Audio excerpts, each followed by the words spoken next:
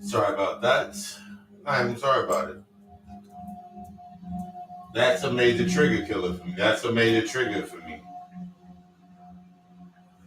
Don't let this come into that space and let's get us let's go live.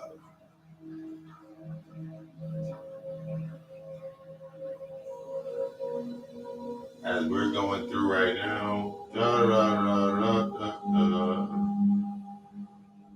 Going here. As I send out this new link. As we fill up and send out these new links, because I hate when it does that. Share to chat. Sorry about that.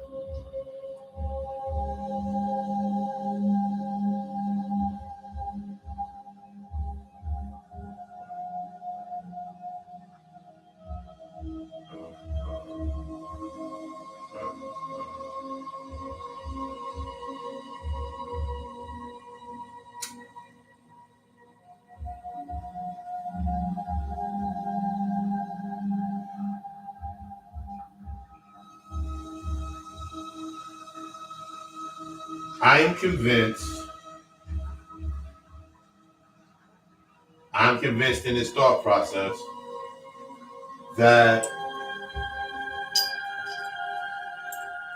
the ultimate aspect is not even distractions anymore. I'm convinced. I know it's not a distraction anymore. There's no excuse for distractions anymore. The shadows become dense. The density of that shadow is from that 7 to that 12. Everything that you're seeing right now has always been. That audio one. Alright, we back. Alright, y'all. Alright. Everything should be popping off. Let me just hit it off again. Alright, cool. You gotta turn yours up, not mine.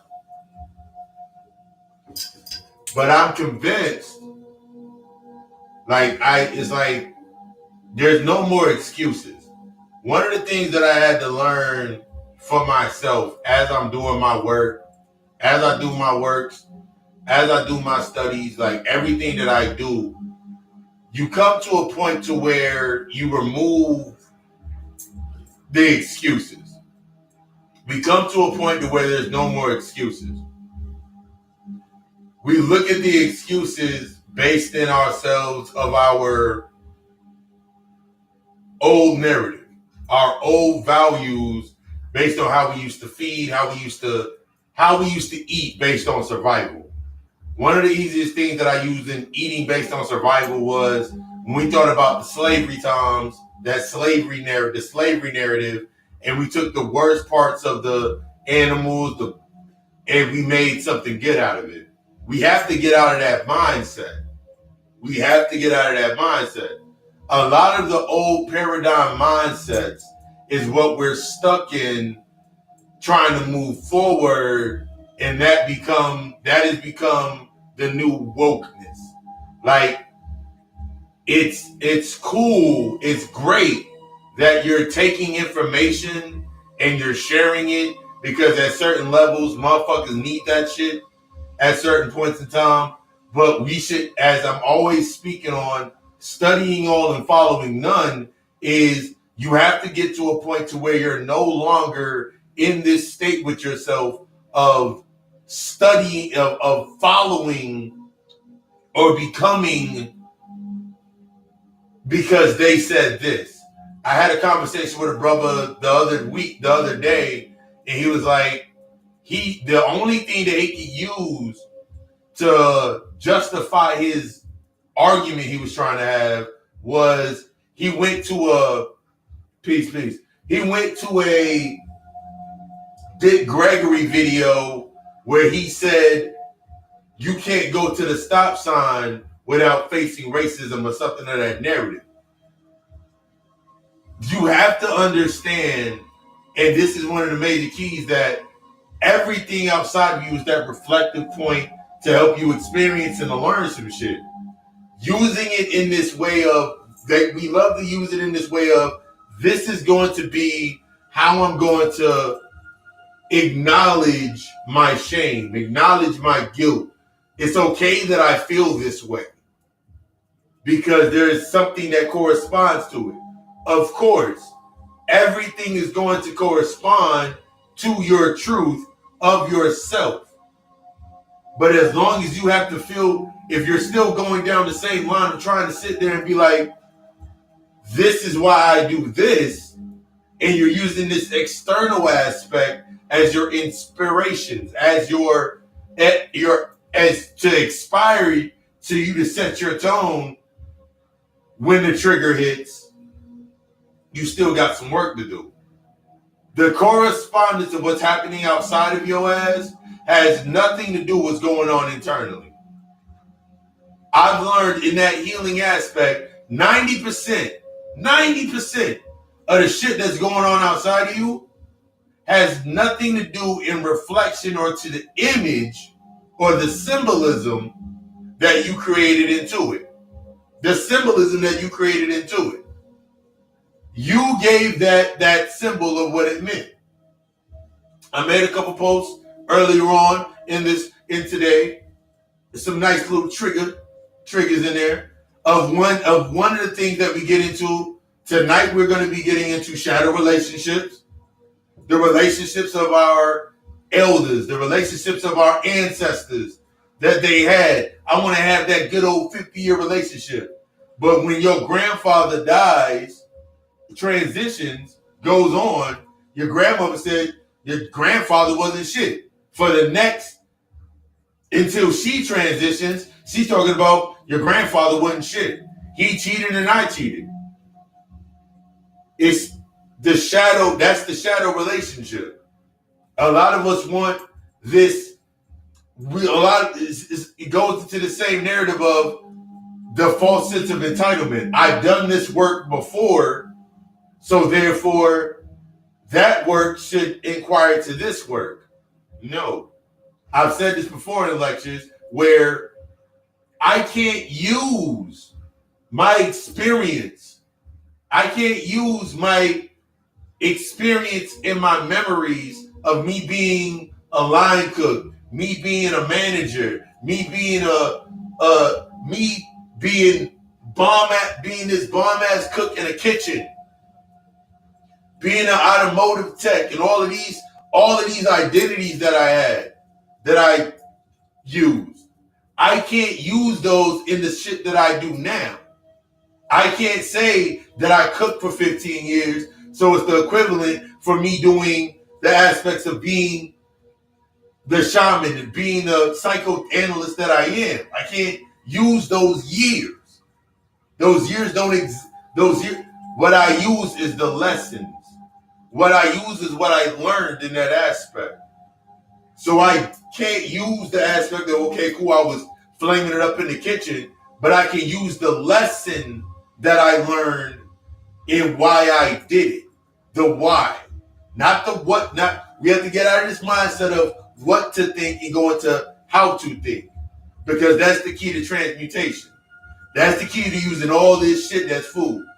You're going to be fed on as long as you're down here. You're going to be fed on as long as you go down here. You just got to come into the space of stop trying to be the survivor. We always talk about that middle point, but we never give definition to the middle point past a certain. We never give definition to the middle point. On one side is the victim, then there's the victimizer, and the inside, middle, and the middle point is the survivor. You're feeding on the survivor. You're feeding on the victim just as much as the victimizer. That's why you can advocate so much. There's something you ain't dealt with. You can advocate Black people rights. Black Lives Matter is one of those main examples that you can look at, and they're feeding off of, as long as you are the victim, they have something to feed on. If there's no victim, there's no victimizer. Therefore, they have no reason to exist. When you step out of that shit, be the biased narratives, you start understanding everything that's triggering you always leads to something deeper. It's never nothing on the surface. You can't look at it based on surface level value shit. There's so many things that I've thought about this over the course of my healing process, the course of me putting in work, me becoming that psychoanalyst. And then as my brother stepped in the room, my brother said something mad fucking interesting. He made a post and he was like, everybody wants to say some shit about Bill Gates not having a doctorate and none of this shit, but he can create this vaccine of this shit that he's created. You'll never get close enough to this individual as I looked at it, I was like, nigga, that is the most profound shit. Because that's what we do. You sitting here, some people are going to, the same motherfuckers that are going to say some shit about Bill Gates. He a vaccine, he a monster, he got a mannish ass wife, whatever the fuck you want to say. How many of you are saying it from your fucking iPhone? How many of you are saying that shit from your iPhone? How many of you are saying that? How many of you sending that tweet, that Instagram post from your fucking iPad, your MacBook? So it sounds good it sounds good to season your plate of the shit that you swallow. Your guilt, the trigger, the guilt, the shame, the shit you ain't dealt with yet. You just keep swallowing it down into your belly like Chronos, thinking that shit's gonna be over with. As long as I'm not paying attention to it, I ain't gotta deal with it. I always got something outside of me. Mother Earth is dying. Why do you think it's dying? If you're the essence of all, the Divine Mother is an aspect of you, then why is it dying? Because you ain't dealing with the shit. It's naturally gonna go through the cycle of cleaning out shit by itself. That's true indeed. The great mother gonna do that by herself. But how are you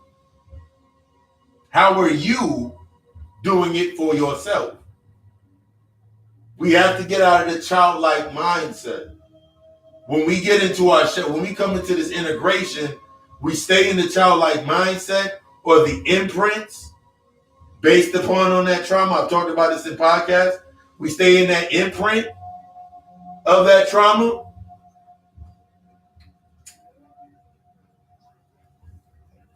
The imprints of the trauma. And that's the childlike mindset. And through the childlike mindset, we create. But we create based off of the trauma. The emotional aspect is your adolescence.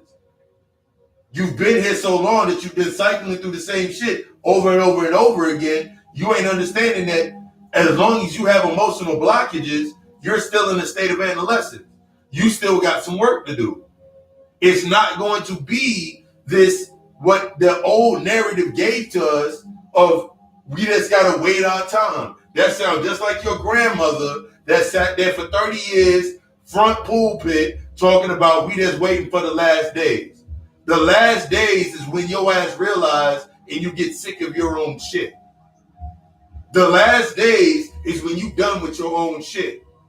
When you facing your own shit. As long as you going through the state of the last days, it's because you still going through your own shit. You ain't going to be able to build anything until you deal with that shit. I thought about it to myself. Whenever my inner child was the depression. My inner child was depression. Depressed as fuck. But I had to realize that my inner child was depressed simply because how would you feel if the only time that you come out to create some shit, to dance, similar to when you think about your parents, motherfuckers had their parents. My parents, they never did that shit. But aunts, uncles, come on there and do that dance, do that dance, do that dance. That's what you're doing with your inner child. Every single day you go to your job. That's what you do with your inner child every day that you go into a relationship. Every time you cart your little inner child out and you say, do that dance. Do that little dance that we learned. Do this. Do that. This is how you operate your inner child. And then your external environment matches that shit. You doing things based on that same thought process. Every time you triggered, you go away because your identity doesn't exist, and you let your inner child out there in the middle of the street. You let your inner child out there in the middle of the street in rush hour traffic. Nigga, I don't know what the fuck I'm doing. And then you come back, your identity comes back, I'm a saver. It's the inner child. I'm gonna be the advocate. I'm gonna be anti some shit. I'm gonna be pro-black. I'm gonna be pro-pan-African. Why the fuck do you want to be something in that mindset? In order for you to acknowledge the pro aspect, in order for you to understand the pro aspect, you being pro anything, you being part of any group in this mindset is based on the fear. It's based in fear. Everything pro, negative, feminine aspect. It's the feminine aspect. The anti is the masculine aspect. This is the knowledge that I am against. This is the knowledge that I'm now against. This is what I do not stand for. Okay, cool. That is what you made your anti, or your positive, or your charge. Every agenda that you put in, now you anti against. You thinking about vaccinations. You inspired by vaccinations. Nigga, I'm a whole fucking ancient one. I'm a whole fucking titan. That ain't got nothing to do with me. Let me go deeper. Why is it still triggering me? You got to go through why is that triggering me? What is it deeply going into? You thinking about the vaccination, it keeps giving you the answer. You affected by the vaccination because you still dealing with the issue that your mother told you that the vaccine was good enough for you. Your father told you that that you need these vaccines to go to school. You need these vaccines to exist. You still going off the same old correspondence within yourself. Fuck your identity. Fuck you I want to be black. Fuck you wanting to be black. Fuck you, everything. Fuck that shit. That identity has done nothing but hold you back. And I'm going to give you the example tonight. We're going to go through these shadow relationships that you built on that shit holding you back.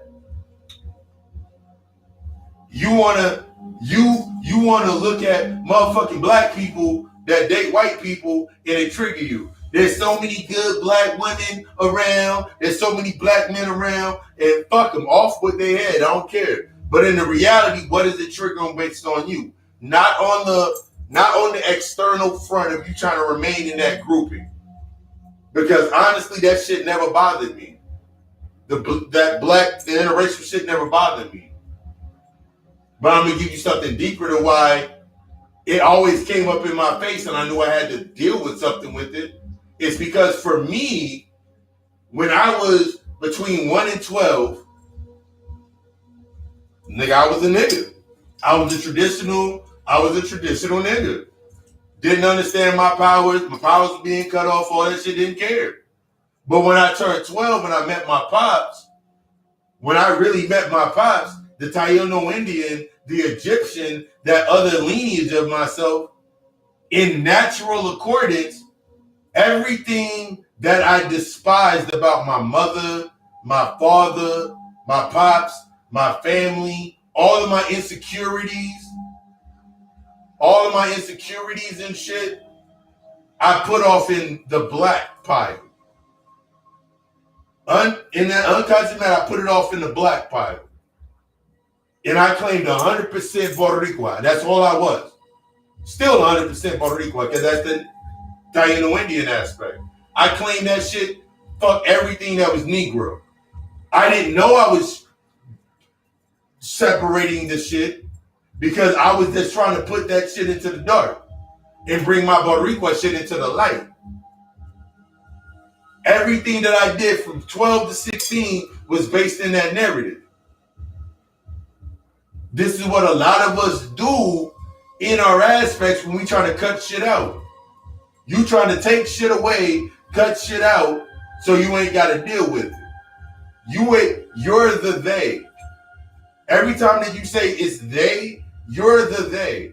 It's an aspect that you ain't dealt with yet. Every time you want to chime into an agenda, you're the agenda. You are the basis of the agenda. Because every single fucking creation story, up to a point, everything that you are going to read is going to tell you that you fucked up. That you had a moment where you were like, let me take away every one of my behaviors. Let me take away every one of my behaviors. My behaviors of negative, my pervertedness, anything that's not God-like, anything that's not of the God seed, I have to put somewhere. Because energy doesn't die. Energy doesn't destroy. You just got to move that shit out. You created the white man. We admit that we created the white man as the most reflective aspect of your behavior, the most physical aspect of your behavior, the most physical aspects of your desire. But you got lost in the sauce and forgot that you did it. I mean, I was actually one of the motherfuckers that actually did this shit. Because you're going to notice there's always that constant stream of thought, that constant line, this silver lining in your life. This silver lining in your life that you keep creating your thoughts around. You wrap everything around that one thought. You've been wrapping everything around this one thought, this one emotional channel to give it that power, that anger, that anguish. Your mom, your pops, that lack of love from your mother. I just had a whole conversation with my mother today, and we came to the breakdown when she actually said, she was like, I don't feel loved a lot. We had that conversation. She don't feel loved a lot. I was like, Mom, that love's coming from the internal aspect of you. She was like, and then we went further back and we were doing her work. But you got to realize that shit's based on you. As long as you stay within that space, I'm going to build an example. And then we'll get into these shadow relationships. Let's look at, take Donald Trump, Joe Biden, whoever you want to put in that position, they always serve the same purpose. Every president, every authority figure has served the same purpose. Put him in the center. We're going to use Trump because he's the latest. He was the last aspect. Similar to the aspect of Biden, all to the same aspect. From one side, motherfuckers are looking at him. He's an asshole. He's all these things. On the other side, we talking about the business or the other aspects. But if I'm coming from that center point, I can automatically see that the motherfucker's a child. Because he's a fucking child. He's my fucking kid that has not learned himself yet. He got some work to do. But through his work, now if I look at it through that aspect, I'm like, you know what? I can use that business shit he talking about over there. I can feed from that business shit. I'm building a platform. I'm building a business. On the other side, I'm like, okay, cool. I can feed from that. I can feed from this aspect because if any of this triggers me, it's letting me know that I've locked myself into that stable of trauma. The stable of trauma for yourself is only based in the concentration camp, the camps. The shit you getting locked in, they're going to put us in camps. That's you already doing that already. Muchas gracias. You put yourself in that position. As long as you are locked within the trauma, congratulations. You are in a concentration camp. Most motherfuckers that are stuck within even in the conscious community, are just in a new form of self-inflicted concentration camps. Simply by not dealing with the trauma. Simply not dealing with your childhood trauma. You're feeding off through the childhood trauma. gives power to the emotional channels that you feed through. So now you create as the adult, past, present, future, all in the same continuum. As the one, you're always going to be the one that's not setting the influence. I always was the one not setting that course for the end. I always was the one looking at myself, you know what? Why is it not working for me? Why is this shit not working? Why are we still doing the same shit? Why are we still fall? You'll sit here in yourself, get upset, get mad. Let's go do a protest. I watched the Instagram video today. I watched the Instagram video today. Two brothers,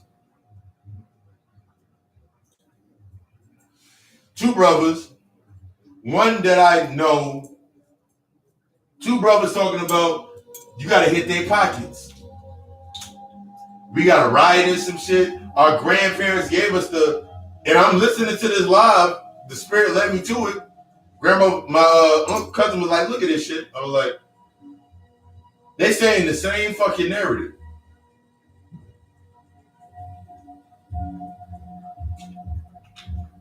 So it gave me further convincing that that's one of those stages.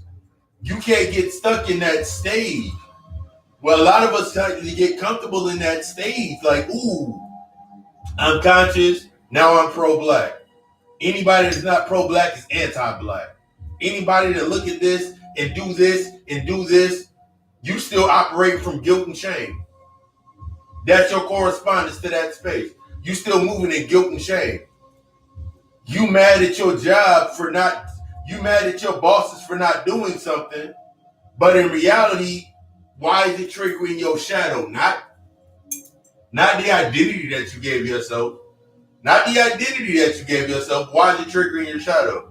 I remember always being mad at my job for not standing up, for not saying certain shit at my fucking job. I remember always being upset. But my bosses would always, before I became the boss, this is the key, before I became a boss at my job, that boss mentality, that ownership mentality, we don't get into it. They always said the same exact shit to me. Do you have proof? Did you see it? Did you hear it? Did you see it?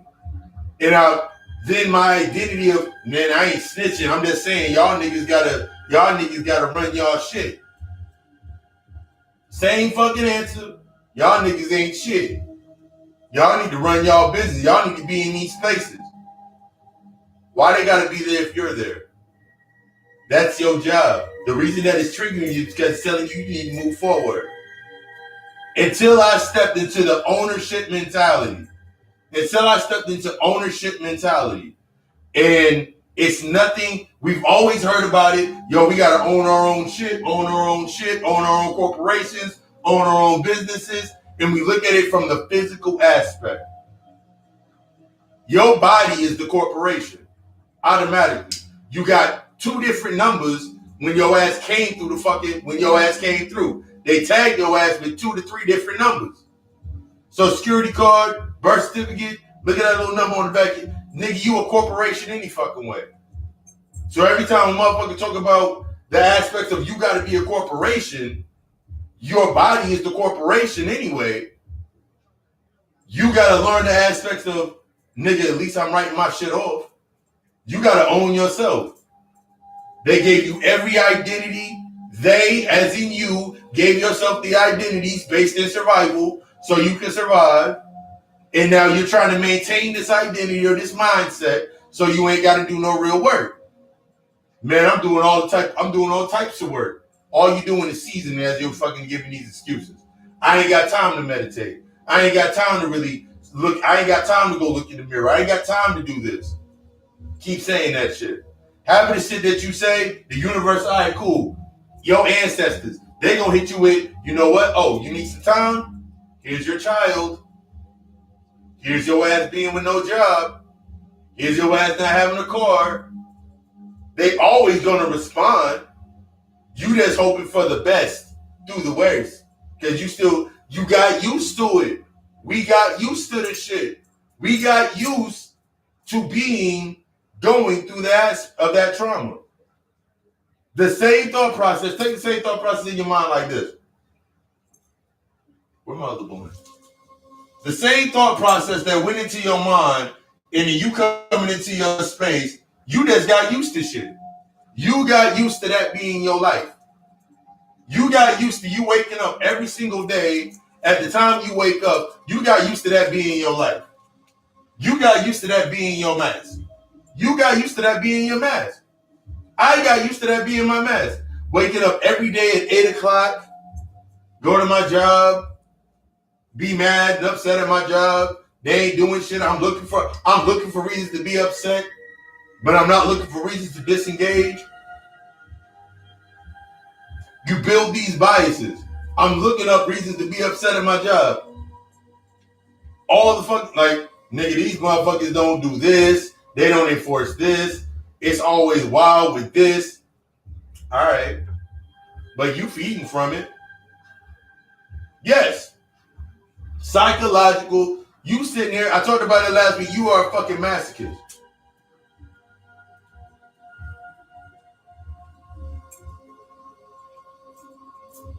And the key is, once you understand that this shit down here for you in that space, Red Pill said that shit in the fucking Red Pill said that shit.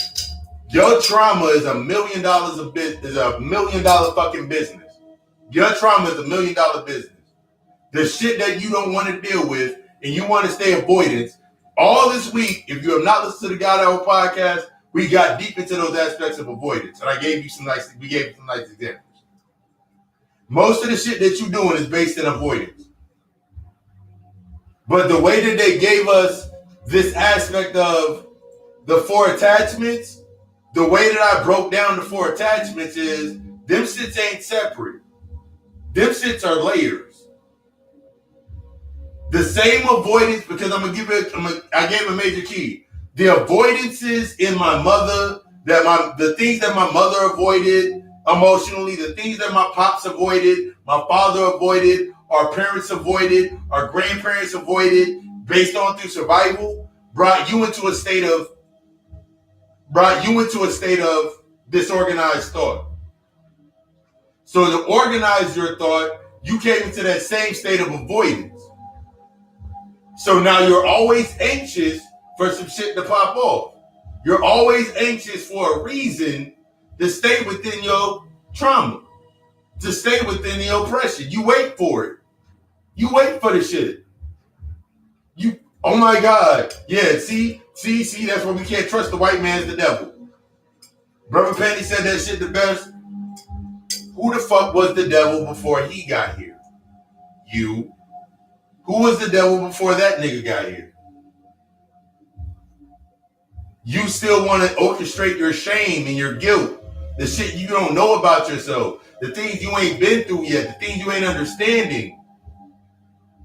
Avoiding tapping into your shit. You want to avoid tapping into the dark aspects of yourself. Everything that you need is going to be into that dark aspect of yourself. Your inner child is sitting over there in the corner of the darkness, in the corner, and one of the images that I use when I do a meditation for somebody is, imagine yourself in a corner, and every trauma, every bad thing that you went through is streaming into that corner as you standing in that corner. That's where your inner child is at. Your inner child has every right to be upset, angry, mad, depressed, sad, has every right to be.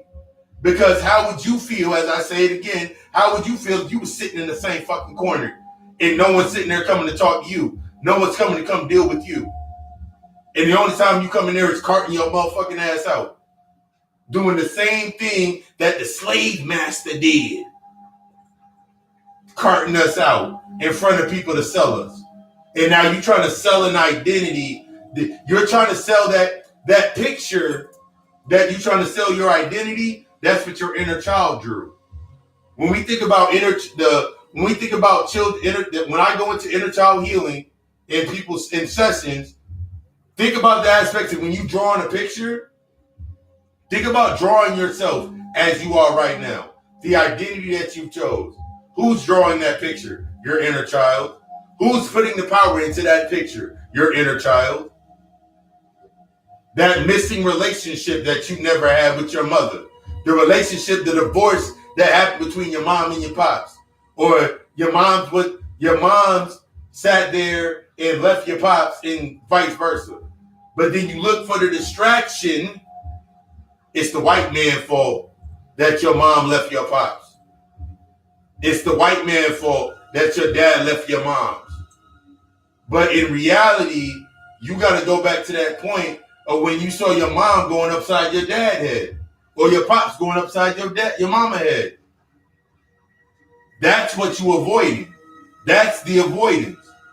But you'll gladly put it under, see, if the white man never came through, that's null and void. You created the white man. So that's null and void. You got to go deeper. You still trying to feed through intravenously through some bullshit. And you gave it that nice little filter. You want to advocate this. You want to be an advocate for it. I'm a survivor of this. I'm a survivor of this. That's the same thing as saying you're the new victimizer. Because the only way that you're advocating anything is because as long as you're advocating in your space, as long as you can be the advocate, that means the victim still stays the victim. The victim only can look up to being you. That means you got to look up to being the victimizer. The same aggression code, the same aggression narrative, the same aggressiveness, the same emotional channel that you ain't dealing with is what the victimizer uses. It's only another aspect of you. So now you become aggressive. Now you become hyper vigilant. Now you become anxious and being vigilant and wanting to have revenge. In that space, in the same continuum, you're stuck in the space. You want to be an advocate. You want to be pro something. I don't want to be pro nothing.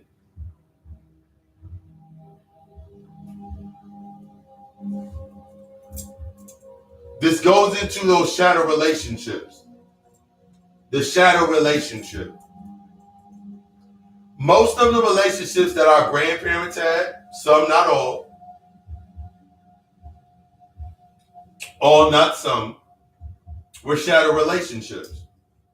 The relationship was the accolade. They just came with it. The relationship becomes the accolade. Your job became your accolade. The relationship is the accolade that you strive for. They came with it. That's how we look at it from the victim approach.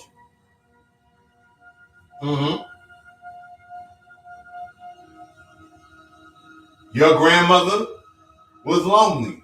Your grandmother, something happened. Something traumatic happened to her. She wanted to have something in relation to it. So she wanted to have a relationship so she didn't have to deal with it by herself. She didn't want to deal with it by herself. So she wanted to have something in relation. Guess what came through the pipeline? Your grandfather. Your grandfather got his shit he went through. He didn't want to deal with it by himself. Let's distract each other in lust. Let's distract each other in lust. Let's distract each other in our works. Let's distract each other in this benefit aspect. And then the shadow relationship was formed. 2 individuals, 3 individuals, 4 individuals, don't matter how many individuals, came together, created this hub of this shadow, the be-minded hive mindset, and that hive mind mindset, and they all got together and like, yeah, we've been together for 50 years. We've been through, and every time you hear it, it's always the same exact story. We made it through the riots. We made it through the fires. They did water hoses, but we stood together strong. If none of that shit happened, would they still be together? So what do you see in the current state of the generation? None of that shit exists anymore. It's all in the digital imprint anyway of the illusion. So what you're seeing now is the results of that aspect. What you seeing now in the current state, where you got women being liberated and shit, popping their ass and shit, is that now they're executing through that wavelength of mindset. The whole money aspect, that's what it was based on that. They just changed the image of currency. They just changed the image of attention. It's always been about your energy. It's always been about your emotions anyway. It triggers your emotions. It triggers your urge. It triggers your, thank you. It triggers your emotions. It triggers your urge. But now you want to stay distracted from it and not dealing with the shit. All these bitches out here popping their ass and they doing all this shit out here. Why don't they go in the kitchen and cook and clean like our grandmothers did? That don't exist anymore.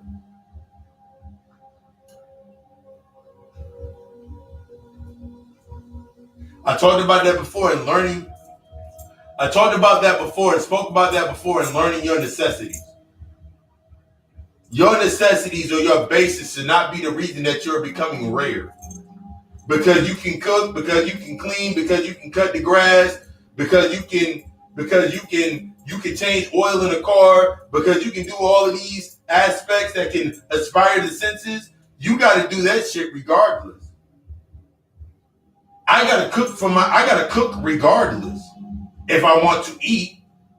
So that should not be a reason or a position for me to look for in somebody. That's a necessity. Girl, you red. That's like me saying, shorty, you red because you cook and you clean and you got this head. No. That's gonna keep me in a state of comfort. I'm business minded. It took me a long time to understand that. I remember I used to get offended when motherfuckers would be like, when I would look at the white people and they'd be like, man, love is a business. That shit ain't got nothing to do with, marriage is a business. It ain't got nothing to do with love. And I used to like sit there, inner child come out. Man, nah, I'm going to prove to you, I'm going to prove to somebody that love is the thing that's going to bound the relationship. Nah. No. Love ain't got shit to do with it. You should already be in that with yourself before you become into that divine union. You building off of that. You're building off of that. You're not building through that. You're building off of that. So you shouldn't be coming into that space. 90% of them relationships it was based on business. You thought it was based in love. It was based on business. The business for them was based on, the business that they were stuck in was based in fear. If I'm going to go through this, I'm not going to go through this fearful shit alone. That's what the shadow relationship was.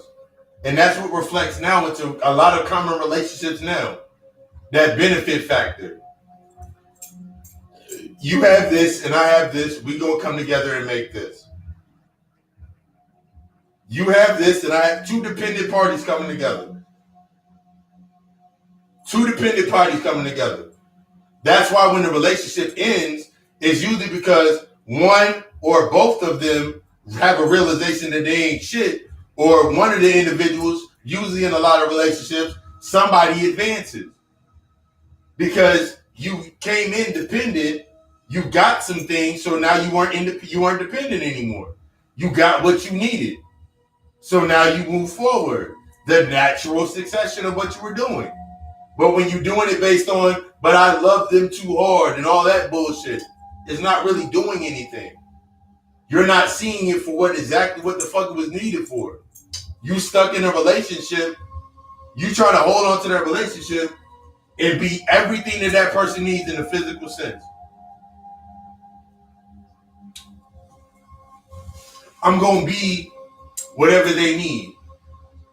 I'm going to be their completion. Because you still looking for completion. You still looking for wholeness. You ain't found that wholeness within yourself yet. You ain't found that wholeness within yourself. You ain't found that level of, you ain't brought yourself into integration yet. So that's why you keep going into these shadow ass relationships. And then it's under the identity of, oh, that was my soulmate. That was my twin flame. You don't understand what that is. All of these aspects are aspects of you first. Your twin flame is you uniting your own flame within yourself. Your twin flame is your masculine and your feminine principle. You got to bring these flames together to burn out everything else and bring yourself to a state of purity. You got to deal with the aspects of yourself. I had a client, I deal with my clients, and one of my clients, I asked them, this is a common question, is, would you marry yourself? Would you marry yourself?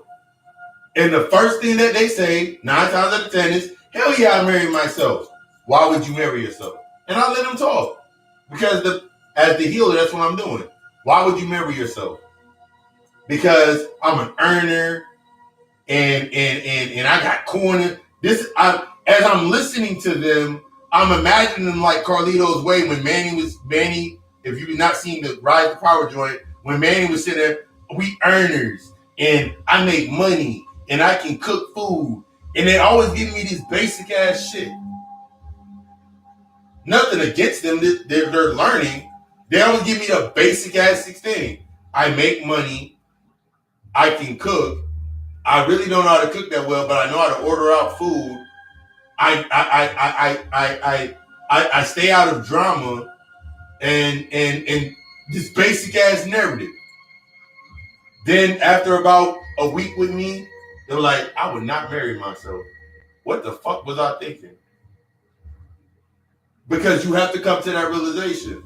I'm married to myself. August 16, 2020, I married myself. Divine union with myself. From that point, everything else changed. Everything else that I saw was like, nigga, that wasn't me. Now I can look at it clearly, no bias. That has nothing to do with me. That's not me, that's them. But you got to go through the healing process. If you still trying to hold on to this narrative of women ain't shit because all they want is money and all of this shit, Kevin Samuels told you that shit about the high value aspect. He gave you the keys to existing down here. He gave you the keys to existing down here. You have to become the asset to yourself. You have to know that you are an asset. Most of us, when we stay stuck in this process of the triggers, feeding off of staying on the plate, you're a liability. So since you're a liability, since you're a side item, you're a side item until you become the asset, until you become the main course. That means you're willing to feast from yourself. That means you're willing to eat all of the bullshit that you fed yourself. Can you sit there? How long can you sit there in a space with me and feed off the bullshit that you fed yourself? Because that's all I'm going to give you is feeding you all the bullshit that you fed yourself over the years. Till you like, nigga, I can't eat this shit no more. This is what I've been telling people. This is what I've been giving the motherfuckers. This is the game I've been giving the motherfuckers. I've been giving motherfuckers talking about I'm a nutritious, I'm a catch. Why are you a catch? Why are you what you say you are? What identity are you clinging on to?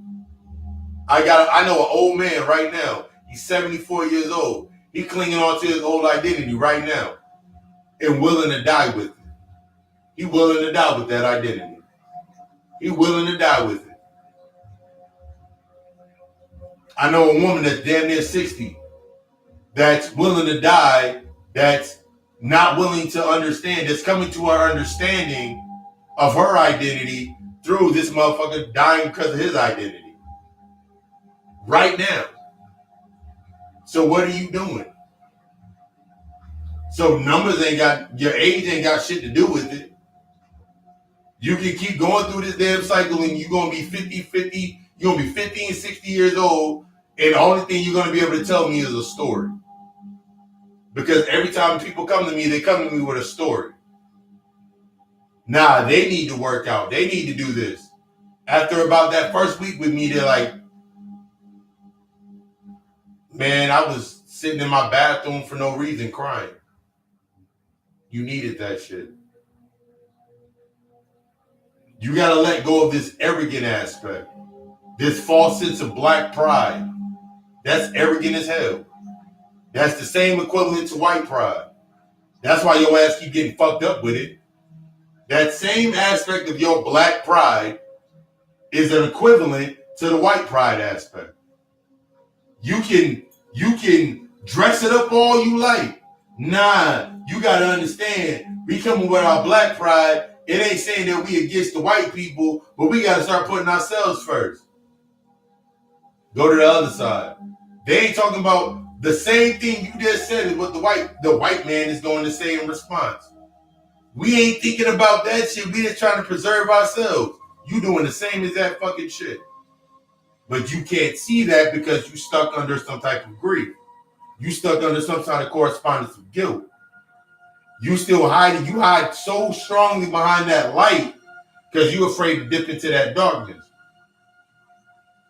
Your first example of pride in what you carrying forward because you don't want to acknowledge it, so you're avoiding it, is when your pops left your mama. When your mom's left your pops. She demonstrated the first aspect of pride. And for the next 14 years of your life until you became a fucking adult, she automatically kept saying the same exact shit over and over and over again, talking to you, telling you,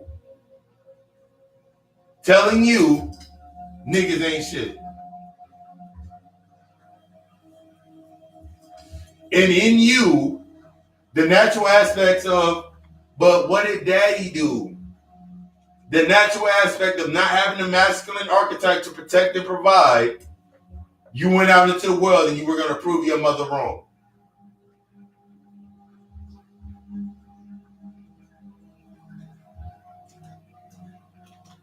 Using your mother's hurt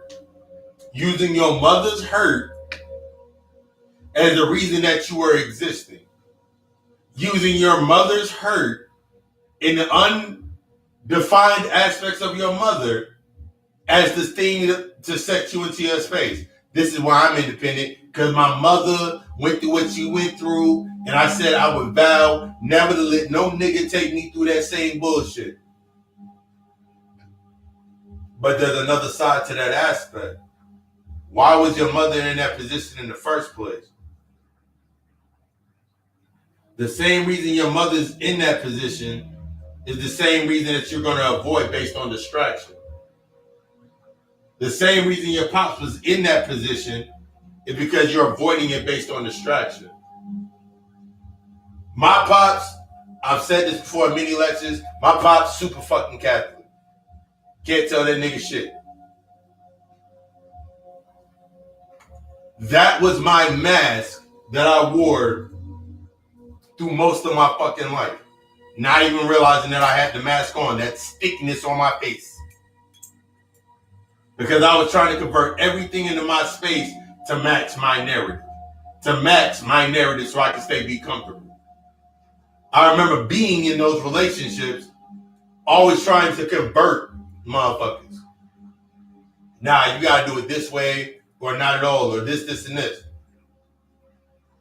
I was doing the same thing my pops was doing. The same thing that I vowed that I hated, that I would never do, since I didn't know what the fuck it was, I was doing this shit. My mother, passive aggressive as fuck. So I was passive aggressive in my approach when it came, I adopted this identity when it came to my jobs, being passive aggressive as fuck. It wasn't until I was like, hold up, wait, let me learn how to use these masks real quick. Let me take my father's mask and put it on when I'm going into my job, and then use my mother's mask when I'm going into the relationship.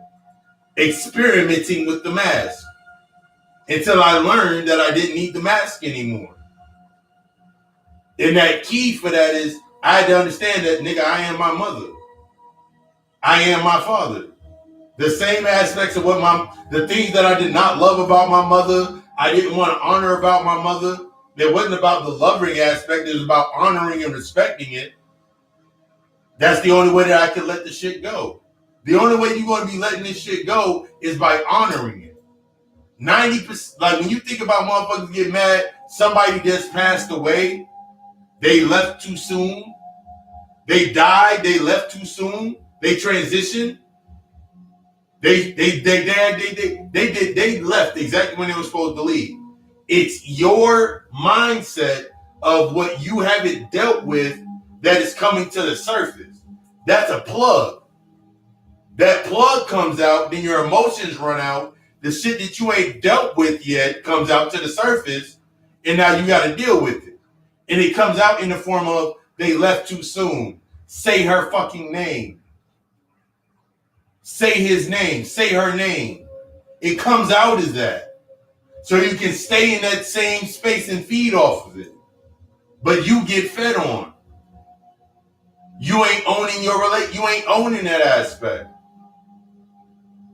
Even when it comes into the work, I saw a fucking post on my TikTok, and one of the shorties, black brujas, whatever, she said out of her mouth, she was like, don't do my friend wrong. And the dude was like, what you gonna do? We dance in the moonlight over here. We put niggas in boxes over here. We put niggas in jars over here. Put your fucking homegirl in a fucking box.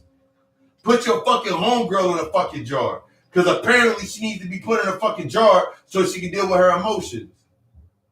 Every time that we come into this space with ourselves, when we come into our energy, we come into our power, we want to use it, the same behavior, we use our energy, the same things that we're avoiding. We want to use it for vengeance. You want to use the shit for revenge. Put yourself in a fucking jar. Put yourself in a fucking bag. Because you need to really sit there with your fucking emotions. That's your first shadow work. Put that love spell on yourself. Put that hex on yourself. Make yourself unavailable so you can start doing your fucking work.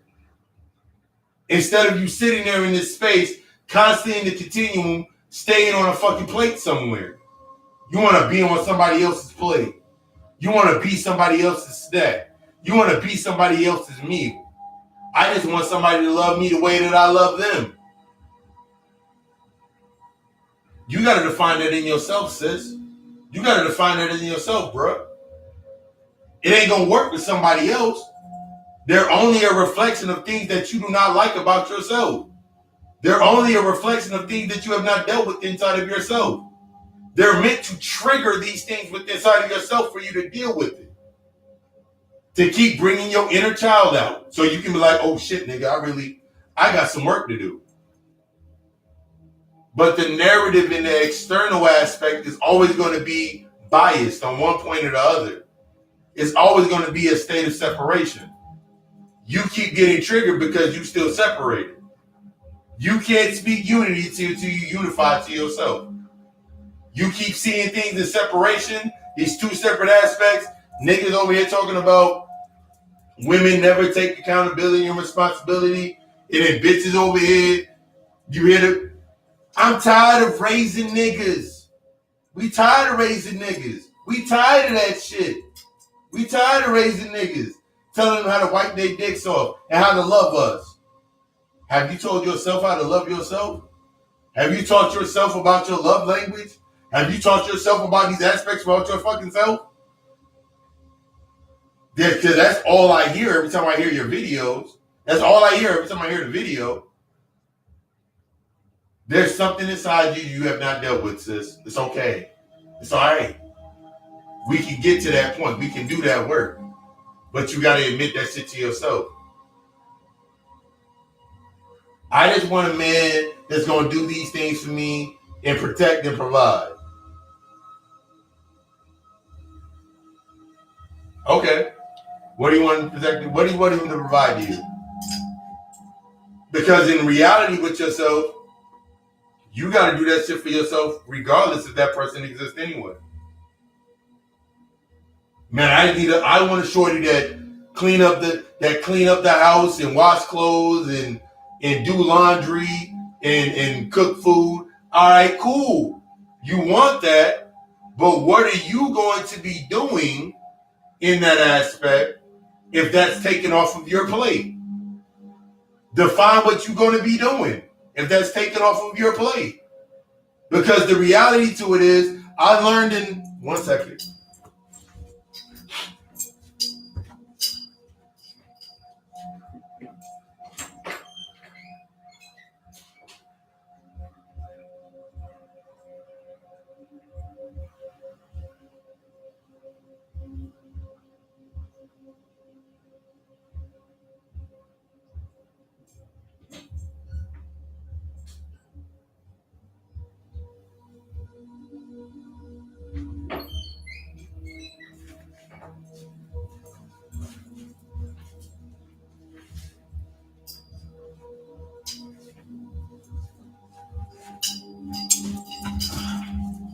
One of the biggest things that I learned, one of the major things that I learned was I ain't got no kids. No kids. This cycle, there's no kids. That has not been my purpose to bear children. I remember the same narrative that I always say when I be talking to the same conversation would always happen. You ain't got no kids? I would say I don't have any children. You ain't got no kids? Why don't you have kids? Like it was an anomaly. But I realized that it was a challenge focal point. So you ain't got no kids, and it would lead into you ain't got no kids, so you ain't got no one at the house to cook for you. I cook for myself. You ain't got nobody at the house to do laundry for you. I do that shit myself. I removed the markers that they could use to feed on me. Oh shit, she's talking about she's gonna do my laundry. I love doing fucking laundry. I love sitting there folding my fucking clothes and washing clothes. It's fun to me. It's therapy to me. Because I use the same narrative of my alchemy. I turn everything into alchemy. When I'm washing my clothes, I'm the same way when I take a meditative shower, washing away all of the negative energies that have connected to me. Same thing I'm doing when I'm washing clothes. Same narrative. What you're doing as you start establishing yourself as that asset, and you start doing this healing process, I started removing these aspects. And then I started noticing that it became more and more physical. It was always based on a physical aptitude. A lot of our shattered relationships, the relationship is the accolade, the person that comes with it. You wanted the relationship or that merger, this business merger, so you can gain some shit. The person just came with it. So when everything started coming up, like all the bad shit started coming up after that 6 months of the merger, the honeymoon phase, that 6 months go by, and now you got to deal with this person for real. All that shit going. No intention. Your fear of rejection, you hold back. Your insecurity, you hold back. Your lack of awareness to yourself, you start to hold back. So you hold back all of these things, all under this fist of, I gotta really get to know you to be able to speak to you on this level. That's the whole point of you setting your intention. Why didn't you speak that in the beginning of your intention of when you go into that space? Because that's not what you wanted it for. I really had to understand with myself when it came to relationships that I didn't want the relationship per se. I simply wanted a space to fulfill an urge to stay in that certain space so I can just live in there for a little bit and manipulate it. Because after a while, after that 6 months or whatever, the months went by, when I wasn't excited anymore, I wasn't inspired anymore. Go look back at the sex lecture that I've done when we broke down the way of the superior man. I realized that I wasn't inspired anymore. I did everything that I needed to do. Everything based in a state of avoidance. We went on trips. I showed them that I don't go on trips for 3 days. I go on trips for weeks. I showed them that we went on trips. We go on trips. We go eat food in these places they ain't never ate before. I'm cooking for them in ways they ain't never cooked before. At that point in time, like, I was the identity of whatever I was doing. So one of the biggest things that I was cooking was like, I would make stuffed chicken with like the spinach and everything inside of it. That was like my signature, unconscious signature dish that I was using in all my relationships. At a certain point in time, if the bitch made it to a certain level, guess what? She gonna get stuffed chicken. She gonna get stuffed chicken breast. If she made it to a certain point, she gonna get this. If she make it to a certain point, she gonna get this. And we do this shit as shadows. If they make it to a certain point, then they can get access to this. Because in them getting access to that, that means I no longer, that means I can use them as a distraction and me not dealing with it. That means when it comes back around full circle to that same point, because I'm in that continuum, when it come back up at the end, I can be like, I told you that I was this, and I told you that I was that, and I told you that I was broken, and I had shit I had to deal with. You came in with me, but then you used me, and then you flip it around. It's the same shit you doing with the white people. The same moment when everything going good, fine and dandy, you getting a stimulus check, you getting tax refunds, you getting money, you get paid for your job, you don't say shit. But the moment that some shit start not going your way,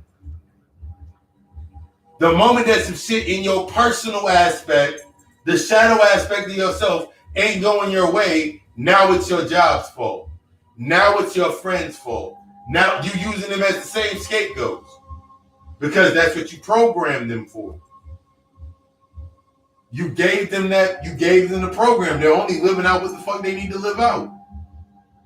See, this is why I don't get too close to these. That's why I don't get close to these keys, because they ain't loyal and they all this. This is why I stay around my niggas all the time, because my niggas ain't gonna do me wrong. And then, okay, cool. You still stuck within that little kid narrative. You still separating shit. You still feeding off a compartmentalized thought based on your trauma. Because everybody around you in your old circle had the same old nutritional values of you based on the trauma, based on survival. So now in your adolescent phase or your emotional channels of yourself,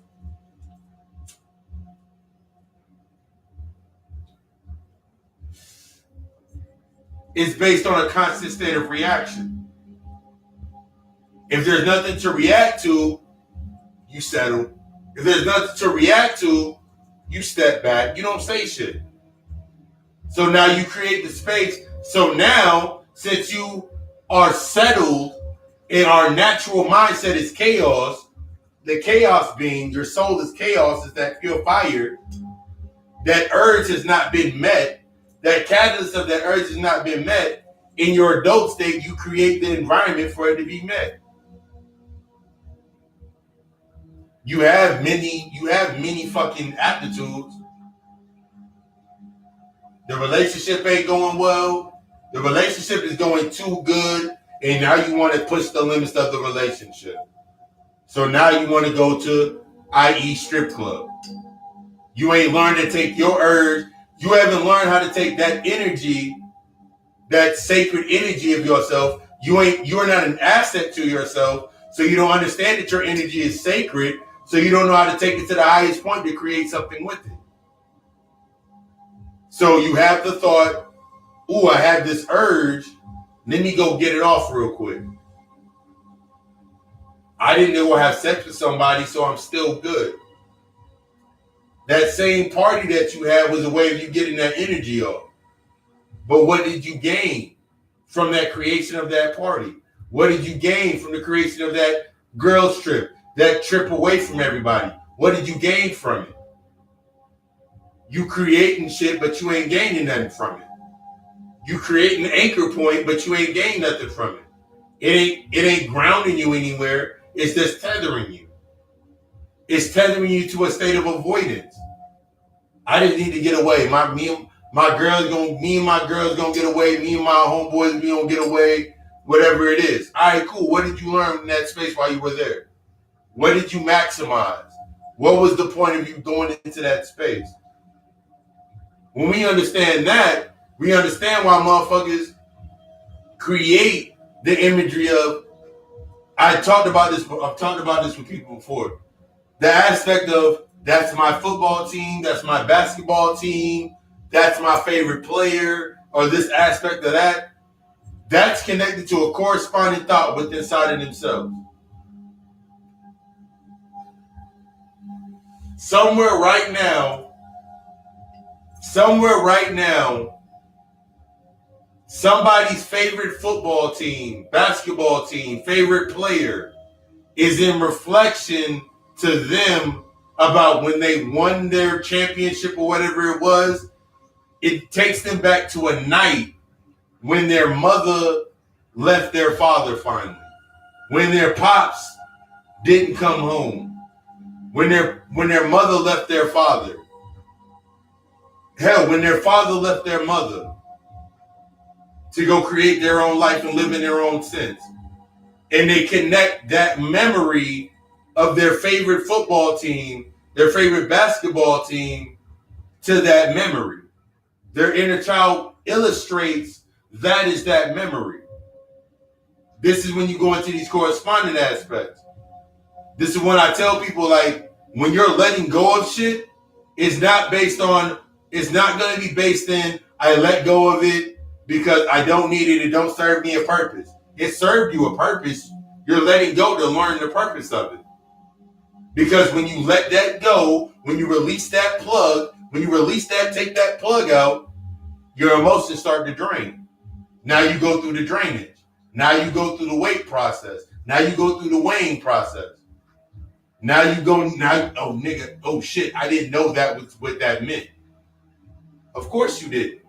You got used to carrying it. You don't know how much weight you got on you until you release it. Individuals don't know how much shit their trauma did to them until they release it. You got used to carrying it. You created a multiple identity. You created a multiverse of identities to keep you separated from the one identity that you got to deal with. You created a multiverse of identities. So the one identity that you got to deal with, the monster that you really got to deal with, that inner child aspect, so you ain't dealing with it. And you gave each one of them a task. And you gave each one of your angels a task. All your states of expression, you gave each one of your angels a task. And you made one of your angels the most beautiful of angels of all. Your most beautiful angel is your fucking inner child. You decorated this motherfucking all the most beautiful adornments of all. All the rhythms, the most beautiful of all. And then that motherfucker fell when he's really going. Then you push that motherfucker down when your ass didn't want to deal with it anymore. No. We got to maintain these identities so we can stay surviving. Story sound familiar? Y'all know the story of Lucifer falling from heaven and shit? The fallen angel aspect? That's a story about your aspect of your identities. You created Michael, Uriel, all the archangels, all of those energies. That's the aspect of your ass. You came down to Mother Sophia, the feminine aspect, the womb energy, and you broken out of your womb with the aspect of you, your lowest aspect of you, and then it created the lower realms of yourself. The Archon story, nigga, that's you. All of them stories have been about you.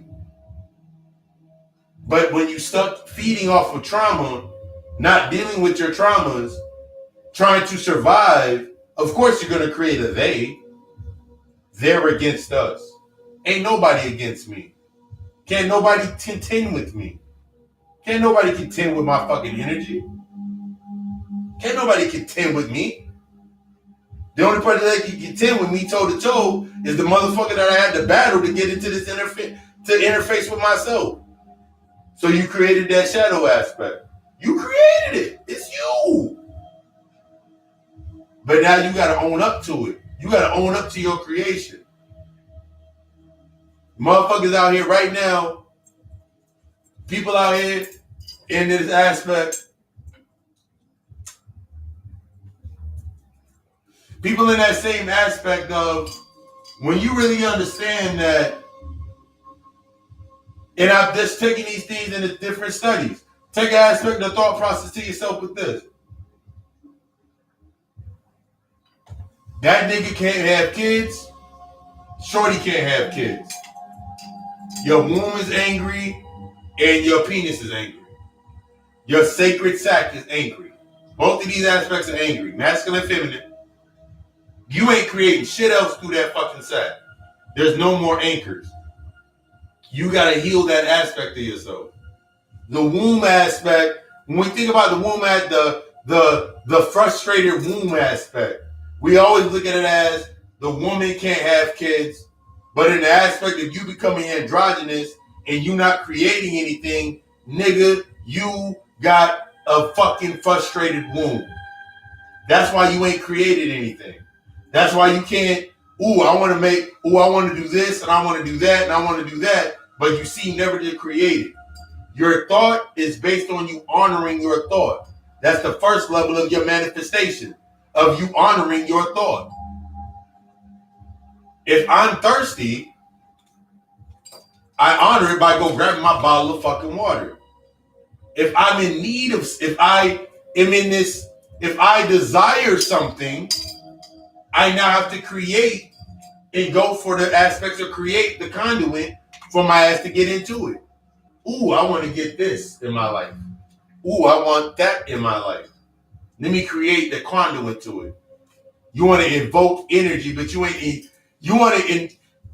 want to do the invoking process. I want to be prosperous. I want to be abundant. But you ain't invoked the catalyst or the foundation for it to go into. I've said this before, you've always been abundant. What are you abundant in? Baby mama drama, baby father drama, slews of ex-boyfriends, slews of ex-girlfriends. Bitches remind you of your mother. Niggas remind you of your pops or the pops you didn't have. You've always been abundant in that. That's the old conduit of your old self. So every time you evoke, I want to bring down the best energy for me to have the love of my life. I want to have the love of my life. All right, cool. And then all of a sudden, you ain't got no friends. You ain't got nobody checking for you. And then the same exact voice, you're like, I'm going through a dry spell. I ain't got nobody love me. Nobody want to talk to me. The reason all that shit was pushed out from you is for you to understand that the number one relationship is with yourself, sis. The relationship is with yourself, bro. You only repeating the same bullshit. You just want to be a side on somebody's plate. Stay off the fucking plate. You just want to be a side on somebody's plate. That's all. You want to be the green beans on somebody else's plate. You want to be the most nutritious factor on somebody else's plate. But you a GMO any goddamn way. I talked about that Thursday, the GMOs. As long as you're in an unhealed state, you a fucking GMO. You are a genetically modified organism. As long as you remain in the unhealed state. If you ain't dealing with your traumas, you are a genetically modified organism. You went through a whole 400 years, plus years or whatever you want to say, of becoming a genetically modified organism. You read a book on the buck bracing system, how to turn a Christian into a Negro, the delectable Negro.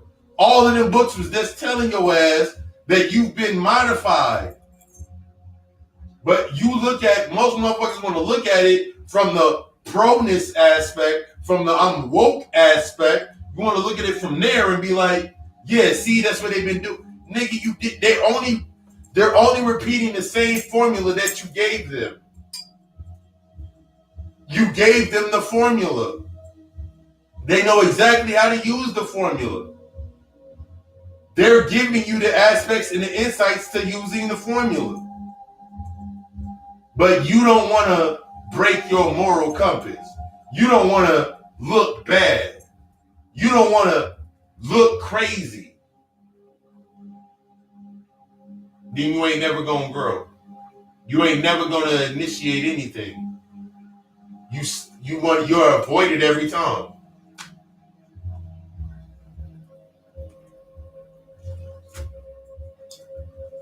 this broken womb aspect. You creating, as the creator, move that away from there before I hit the wrong button. As the creator,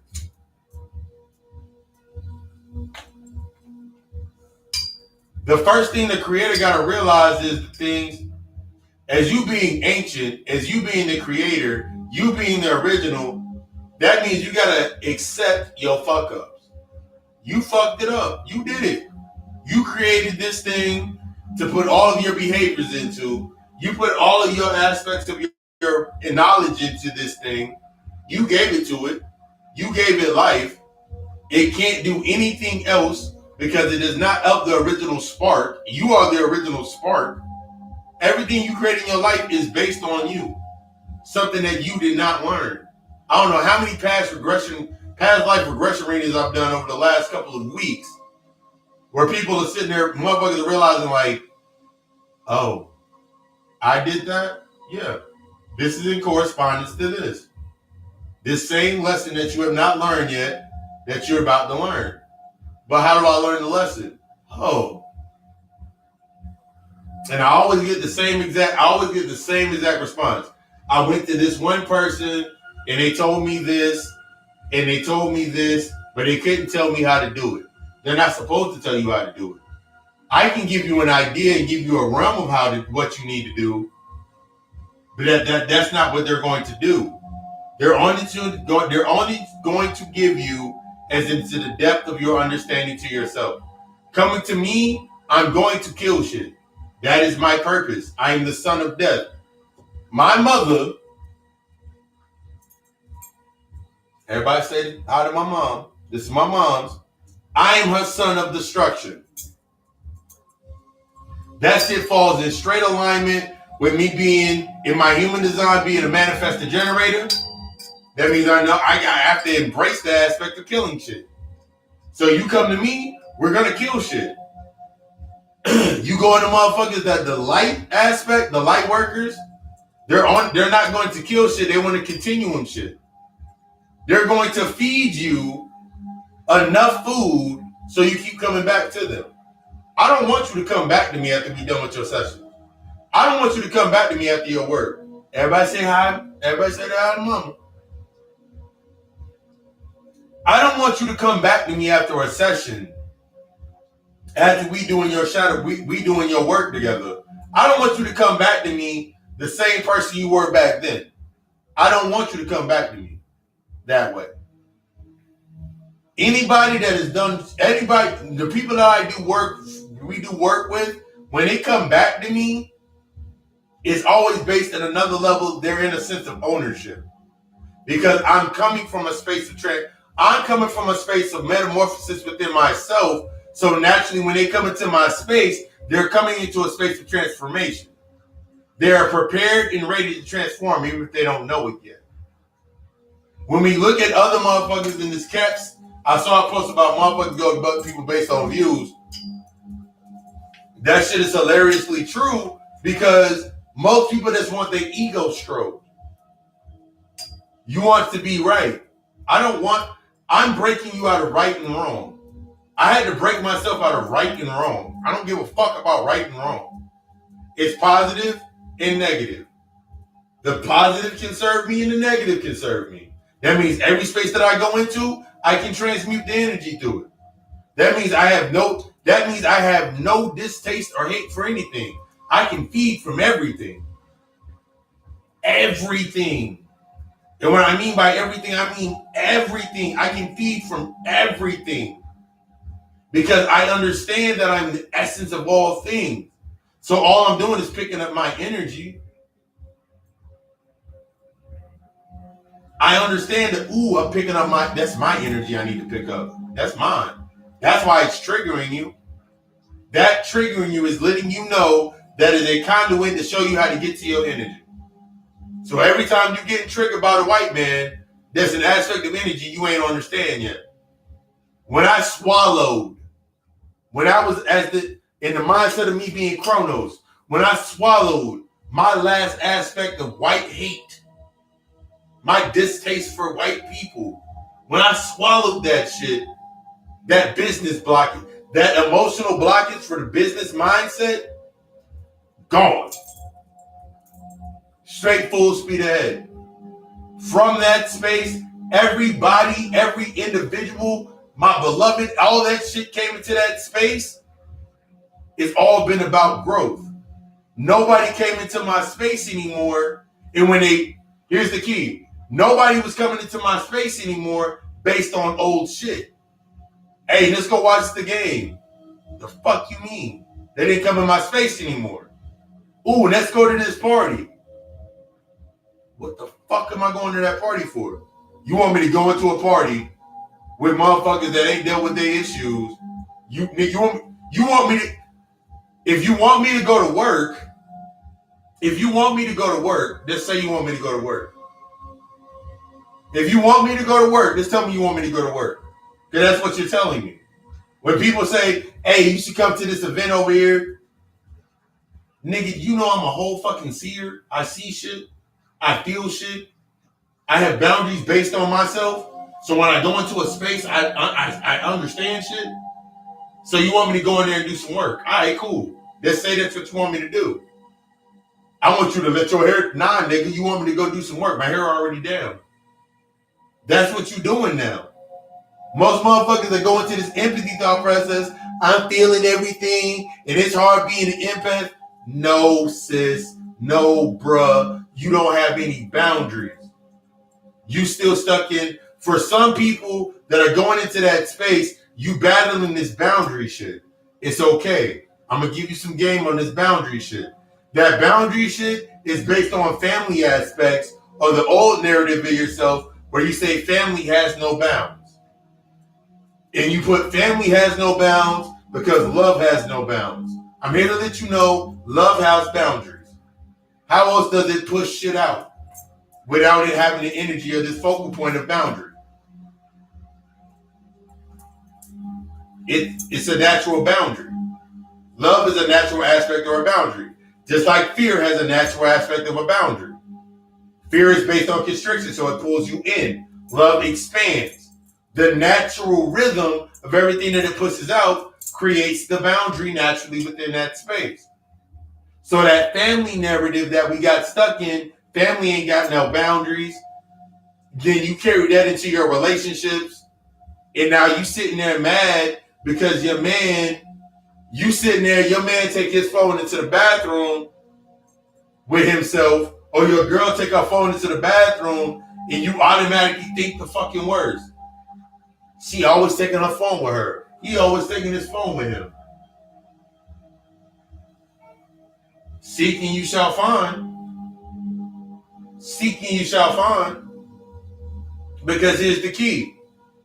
If your man is taking his phone into the bathroom all the time, if your girl is taking her phone into the bathroom all the time, if you have a chance to get the information, what the fuck you gonna do with it?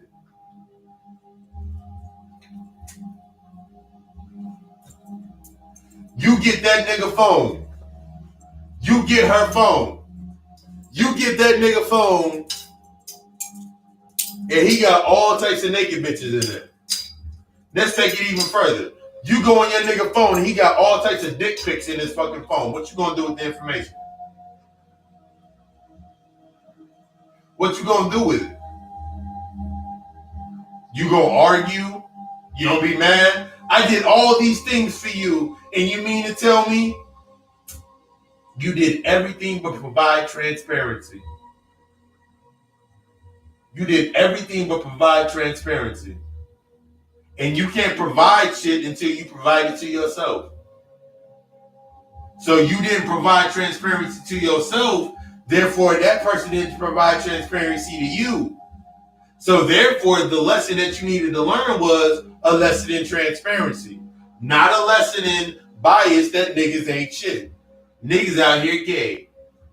He didn't want to give me no dick. That nigga gay. She didn't want to give me no pussy. That bitch loved me. The only reason I'm saying that is because I remember my pops would say that shit. I remember my mom and my pops would go back and forth all the fucking time. I remember my pops would be like, your mama a lesbian. I'd be like, what? What? They shooting triggers at each other. They get upset. They get mad. My mom go into her room. My pops go lay down on the couch. My pops go watch Bonanza. My mom in the room watching Red 1 or Red 2 or some old ass movie. And then they come back in later on and my mom be like, my mom go in there and cook some fucking chicken. And my pops go in there and be like, I'm going to go grab a couple pieces of this chicken and go on about his business. They were living in their identity. Having a relationship that you want to market yourself behind were based upon living in the identity of the title. That relationship aspect. That's why motherfuckers get stuck in this dumbass shit where they're talking about, I'm not going to be a wife until you give me wife. You ain't going to get wife benefits until you make me a wife. You should already be a wife to yourself, beloved. You should already be a husband to yourself, beloved.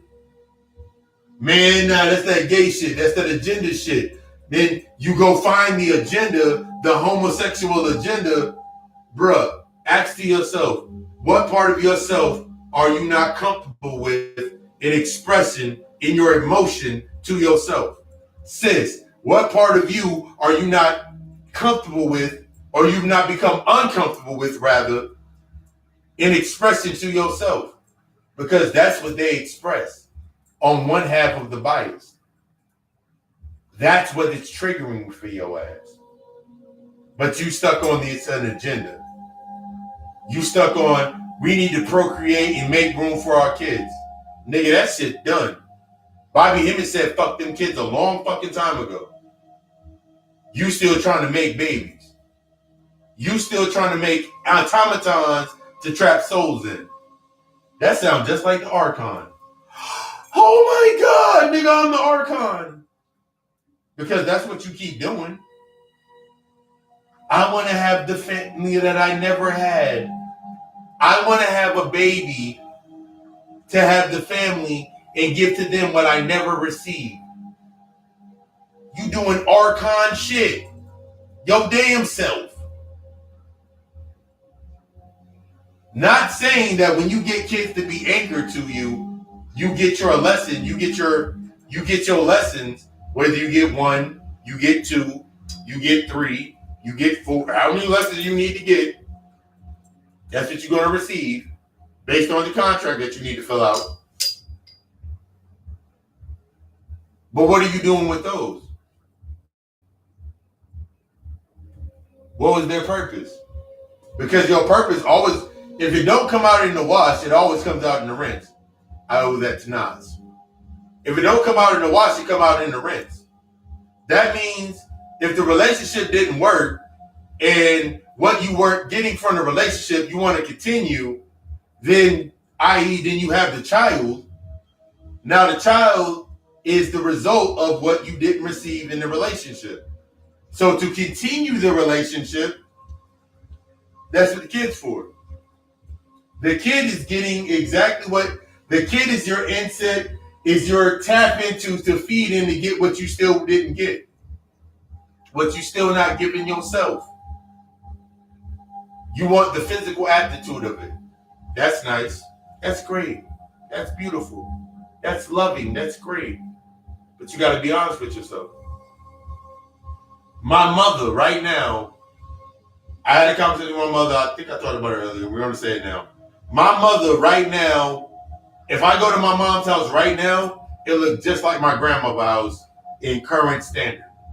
My mother has spent the last, I'll say, 15 years of her life, 15 years of my existence, me being here, making her house look like my grandma's house.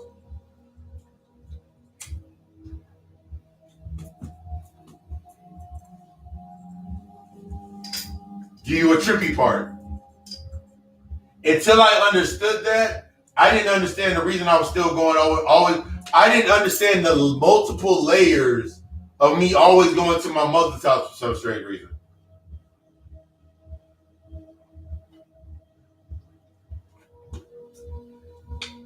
It wasn't until last year that I fulfilled the need to go to my mother's house for some strange reason. And my grandmother came through in the channel, and we had a conversation. She was like, "You ain't got to go to your mom's house anymore. You ain't got to go to Gal house anymore." Because my grandmother called my mother Gal. You ain't got to go to Gal house anymore. And I was like, "Why?" I was like, "Oh, I know why. Because I'm interfaced with you.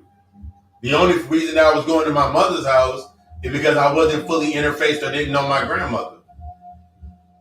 My grandmother was the conjure lady, the hoodoo. That was her. That is me.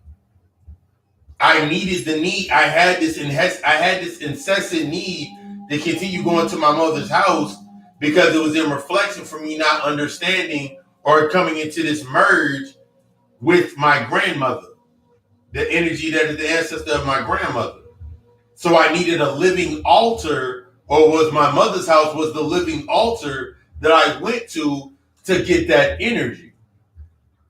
Most of us keep going into these spaces because we need the living energy because we not learned how to build in our shadow realm. We ain't dealt with that shadow yet. So when you go into these spaces, it's because you have not learned how to feed yourself. The same way that a child does not know how to cook and clean, or to cook or to fend for themselves, and they're dependent upon something else based on their survival, is the same aspect as motherfuckers do right now.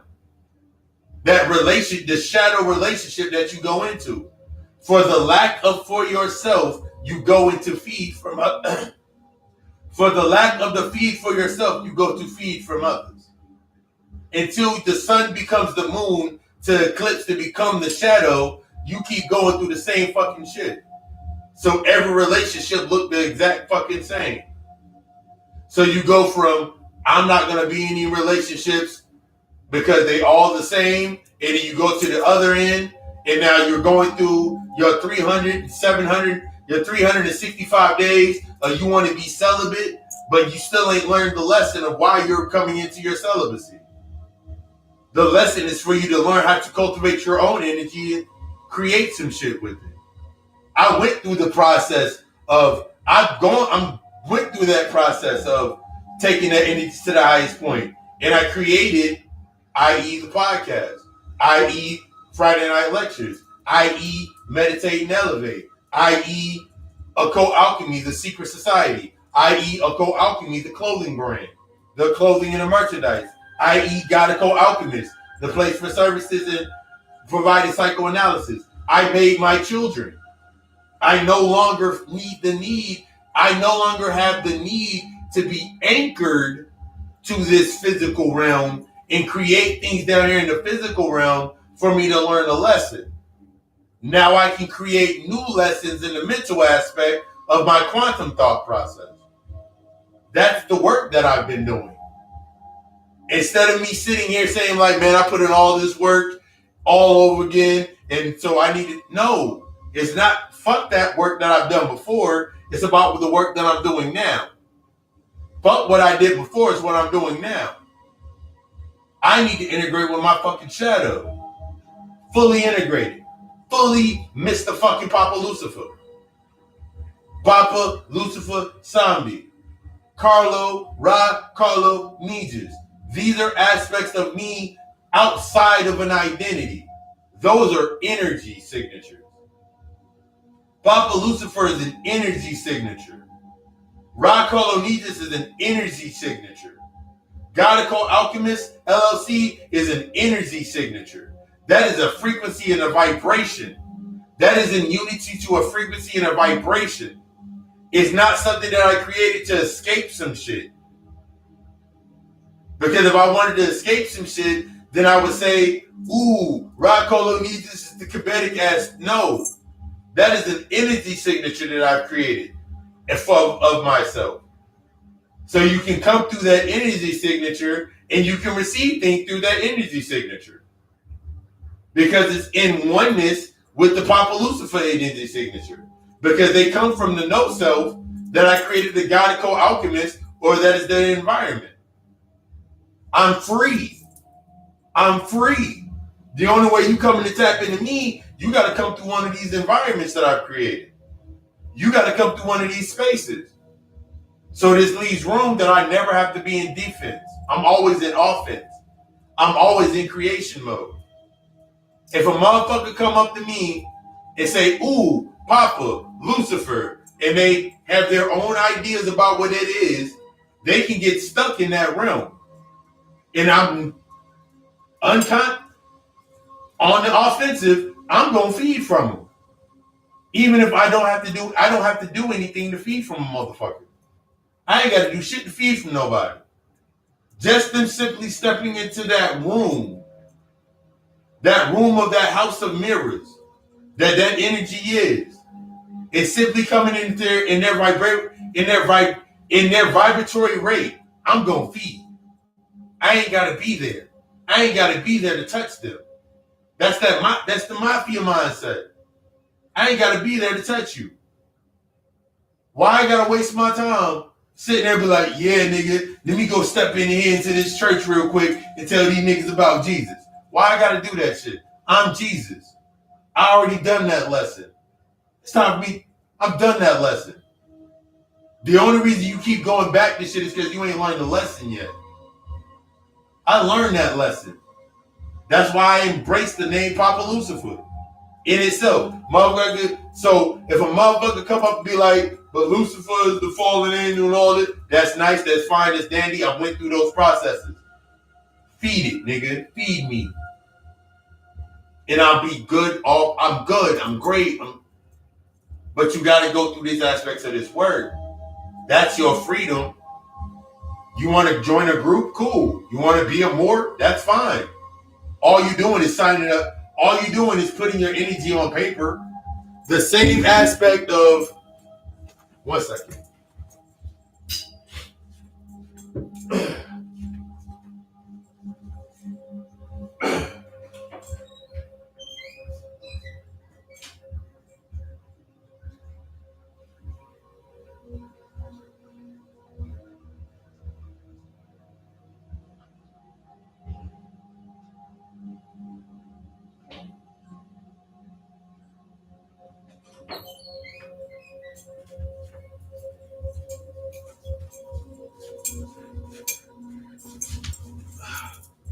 The same way, I remember in the beginning when I was getting excited about working magic and all this shit, I didn't have the full understanding of it.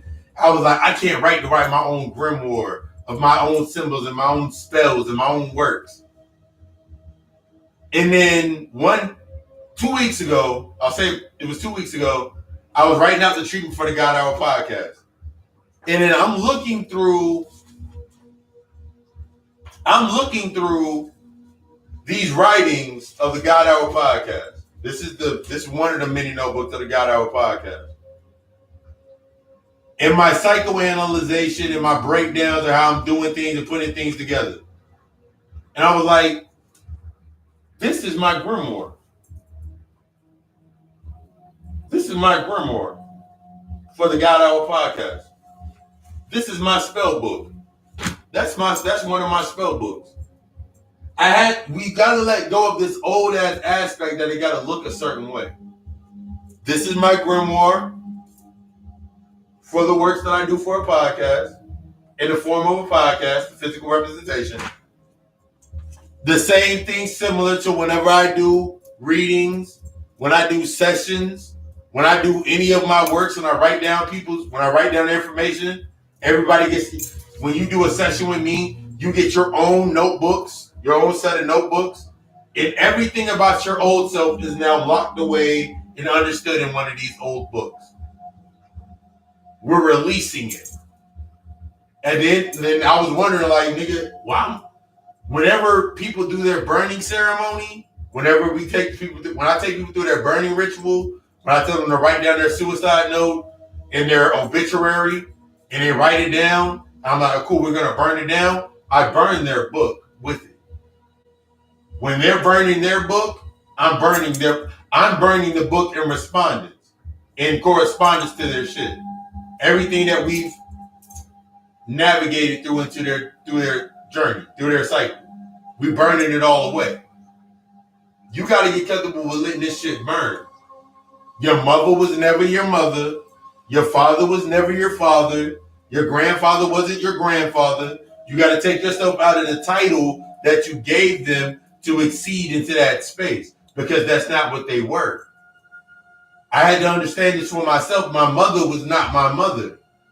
My mother is more my daughter now, in the aspects of her going through her healing process. She's more my daughter now. The daughter that I never had. The daughter that I longed for. I'm catching up to what I said before. Everything that you said lives somewhere. It's going to live. You give it life through your breath. The daughter that you never had. The son that you never had. When you go through your healing cycle and you come back, your mother's going to become your father, the father that you, your father's going to become the son that you never had. Your mother's going to become the daughter that you never wanted or you never had. You ain't getting rid of it. It's going to keep coming back up. You just releasing the energy. It's got to come back down. That flame got to come back down into something. It's going to be invoked into, it's going to evoke, it's going to be invoked into a vessel for you to work with it, for you to master it. It's going to be that's the puzzle piece. Ooh. You just been doing this shit for so long. Many cycles. Same damn soul contract that you ate. Most motherfuckers got the same soul. Most people have the same soul contract that they had when they first got down here and still ain't fulfilled it yet. When I do a past life regression reading and I see like, damn, this motherfucker got a soul contract that they ain't dealt with yet. They still living their initial soul contract. I see why they ain't getting nothing done. I see why their jobs keep acting the way it is. I see why their reflection, I see why their relationships keep ending up like shit. And I tell them that, I will tell you that, like, the reason your relationships are still the same way that they are is because you're still living out the same old contract. You ain't fulfilled this old contract yet. But I just want, no. That's not what you're here for. I don't know who told you that you gonna have some kids and it's gonna, they said I'm gonna have kids and it's gonna be beautiful. I'm gonna find the man of my dreams and da-da-da-da. Shorty told me that I'm gonna have the man to find the baddest to my dreams. They fed you some shit so you can keep coming back. They attached some shit to you they didn't even attach anything to you. They just exposed some shit that was already there. And then started scratching at it. They scratched and sniffed it. They took your arm, they scratched this up. Yep, I smell some desperation. Let me feed off of it. That's all you've ever been doing. Because that's the same thing that you do when you go into a space. You want to feed off somebody. You desperate for love. Let me go scratch and see who's the most desperate. Let me see what physical aspect I can use to bring them into my space. Let me see if I can coax them in. You've been doing this shit the entire time. You've been conjuring your life the entire time. Going through that same space. And then you upset because you're getting triggered. The fuck you thought they were supposed to do? Make you feel good? Pleasure is the more pleasure you have, the more hurt you're gonna be. That's why they say pleasure is pain. The more pleasure that you seek, the more pain that you're gonna have. I don't seek pleasure. I am pleasure. I don't seek drugs. I am drugs. I don't seek love. I am love. I don't seek anything. I don't need anything because I am everything. I am nothing. I am nothing, therefore I'm the vessel for everything. You are nothing, therefore you're the vessel for everything. When you speak that to yourself, you are nothing. You are nothing, but you are the essence of all. What naturally comes up in your physical realm is everything you got to work on to become empty. That's how you become empty. It's not going to be, I just want to tell Jesus and God or the Most High Power, remove everything from out of my life that ain't doing me right. Remove everything out of my life that ain't doing me right. All right, cool. Now you upset because your mother left. Your mother talked about she can't take care of your ass no more. Your father talked about, I'm cutting you off with the fucking credit. I'm cutting you off. I can't give you any more money. All these aspects, and now you upset. Nigga, that's what the fuck you needed. You wanted your truth revealed. There is your truth. Surprise. Welcome to the fucking game. You wanted to play. Let's play. Ain't no one gonna be fucking. You're the only, most motherfuckers that want to go through that space based on excuses. You give yourself the excuses in them kid ass fucking gloves. That's sugarcoating bullshit. And you look for something in reflection to fit the argument of you being sugarcoating your bullshit. You look for something in your space to fit you sugarcoating your bullshit. You in a state of crisis, so of course the world's in a global crisis. You triggered by the global crisis because you're in a global crisis. Your world, yourself is in a crisis. You're in a state of crisis. Therefore, your environment is in a state of crisis. We need advocates and we need mentors. Okay, cool. I'm not denying that aspect. But you got to take it outside of this aspect based on fear.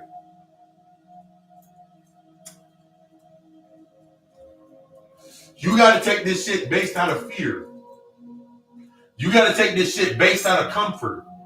I don't want to be comfortable ever again. Ever again. I don't ever want to be comfortable ever again. Papa Lucifer don't want to be comfortable ever again. I love the constant stream of chaos energy that I'm able to tap into. I love that every time that I wake up, my mind is no longer in overthinking, but it's in a true state of analytical bliss. I analyze everything automatically. I don't even remember. I just watch shit and I'm like, why does this shit analyze automatically? Because there's two differences between overthinking and analyzation. Analyzing is the key to you being an asset and manifesting. As you are the manifester of your reality, you are in a constant analytical state. When you are stuck in comfort, you are in an overthinking state. That means you're not acting on your thoughts. That means you want this, you want that, you want this, you want that, you want this, you want that, you want this. You want all of these things in yourself, but you are not taking the aspect to actually go for them. The analytical mind naturally creates the analytical self. When you're in an analytical state of yourself, you're creating the scenarios to match that frequency of energy of what you're trying to get into. You do, when you're doing it unconsciously, you'll overthink and you're only able to pull from your memories. You're only able to pull from that dark, you're only able to pull from the memory. So you'll sit there in that space. I'll give an example. I remember always complaining about my jobs, and I always had reasons to complain about my jobs. Always had reasons. Seeking you shall find. My overthinking always came to the narrative of, man, I hate my job, but I need money to pay for my bills and to do all of these things that I need to do. Why do I keep getting triggered by these motherfuckers at my job not doing what they're supposed to do? Why are my managers not doing what they're supposed to do? What I feel they're supposed to do? Instead of me, but something triggered, something popped within a circuit breaker popped in my mind. I was like, I can do what they're doing. I remember always saying it to my managers when I was like in the younger aspect, like 19, 20, I can do what you do. And they would always hit me with some dumbass shit like, you ain't old enough. My first job, my first legal job was at a grocery store. And they always gave me the excuse that you are not old enough yet to be a manager. I was like, okay, cool. So what's the age of being a manager? You got to be at least 19. I was like, all right, cool. I was the youngest produce manager at the grocery store that I worked at. Youngest manager, period. 19. 19 years old, running the fucking produce department at a grocery store. 19. That was my first taste of chaos. Didn't know it yet. That was my first taste of chaos. Because there was motherfuckers in there that were 50 and 60 that have been running their departments for fucking years. And I'm sitting there running my department, and they like, you don't need nobody? Nah, I figured it out. Like, if I work this day, this day, this day, this day, and this day, and then I can still use your person that needs to work this day, this day, this day, this day. I was analyzing the situation and using it to my own game, bringing it into my favor. I was shifting from overthinking, because overthinking gonna keep your ass stagnant. Overthinking gonna keep your ass stagnant and complacent. You're gonna try to bring everything into your comfort zone when you overthinking shit. I'm just gonna wait. I'm gonna take a couple of days to myself, and then I'm gonna find this nigga right here. I'm gonna find this chick right here. She gonna serve my need in this space. Okay, cool. You're gonna get exactly what you need for that moment in time until you define it within yourself. The analytical aspect of your mind is the creator, is the true aspects of the creator. But you can't want or need anything to be the creator. The creator doesn't want or need anything. You're in a constant state of expression. This is when you look at the tree of life, you're in a constant state of learning to see things through expression. Therefore, my thought is my expression when I act on that said thought. So now if I move into a space and I want to see what it looks like, use an example, low level of shit. If I want to see what it looks like for a chick, because you create the scenario in your mind, I want to know what it's like. I want to know what it's like to see a chick that wanted $40, want some crab legs and some weed.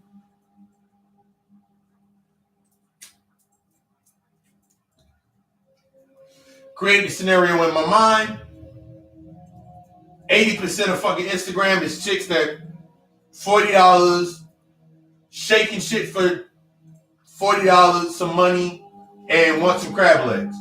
So I'll see every different expression in every different, what's that word? What's the word? I'll see every different possibility or probability of what it looks like to be the high value. That means that $40 became $4,000 or whatever, or the low value of the $40 of what crab legs look like. In the high value being lobster and tricks or whatever, I can look at every single possibility in that space of expression of that thought. I can see every expression of said thought in that space. I don't have to be attached to it. I don't have to emotionally invest into it. I can see it for what it is. I can see it where it's at. And now I can feed from every aspect of the information that I get from it. I can learn from that space. I ain't got to be there to touch it. I ain't got to be there to experience it, because they're experiencing it for me. I am God. I am the Titan. They're experiencing it for me. I ain't got to do it. They're doing the work for me. I'm high value. I am an asset. I ain't got to get dirty no more. I ain't got to get bloody no more. I ain't got to get dirty. That's the survivor's job. That's the tool's job. My body, the automaton, Carlos is the automaton. He does that for me. He's a high valued asset to me because he comes from a high value asset aspect. Your physical body, until you become the high valued asset of yourself, your body cannot become the high valued asset that you aspire it to be. When we do that from the external narrative, we try to make our physical body become the high valued asset. And we do it through the physical things. The car, the job, the house. This is the definition of the high valued asset. My body is the high valued asset. That's how you get stuck working down here for the rest of your fucking life.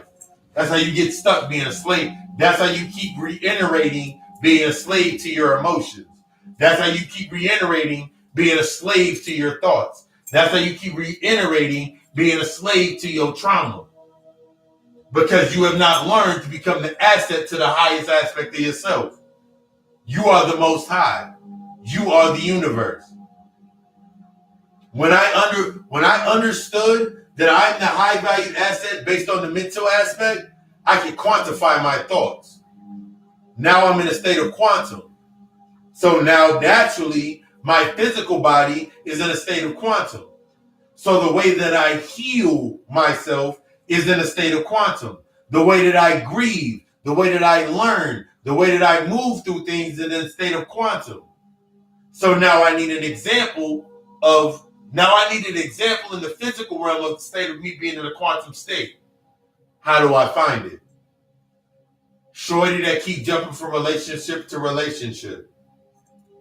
The brother that got multiple chicks and will go across internet and be like, yo, man, I slept with like 3,000 chicks in 1 year. They're demonstrating the expression of the quantum thought of my mindset in correspondence to me moving in a quantum narrative.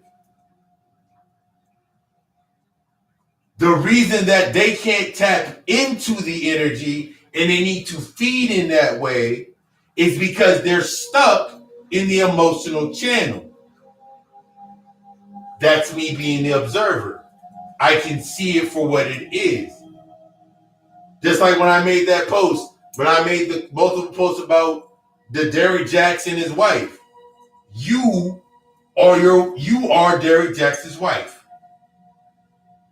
Derrick Jax is your karmic family, your traumas you ain't dealt with, and all that other shit, all the other bullshit that you keep, all your excuses.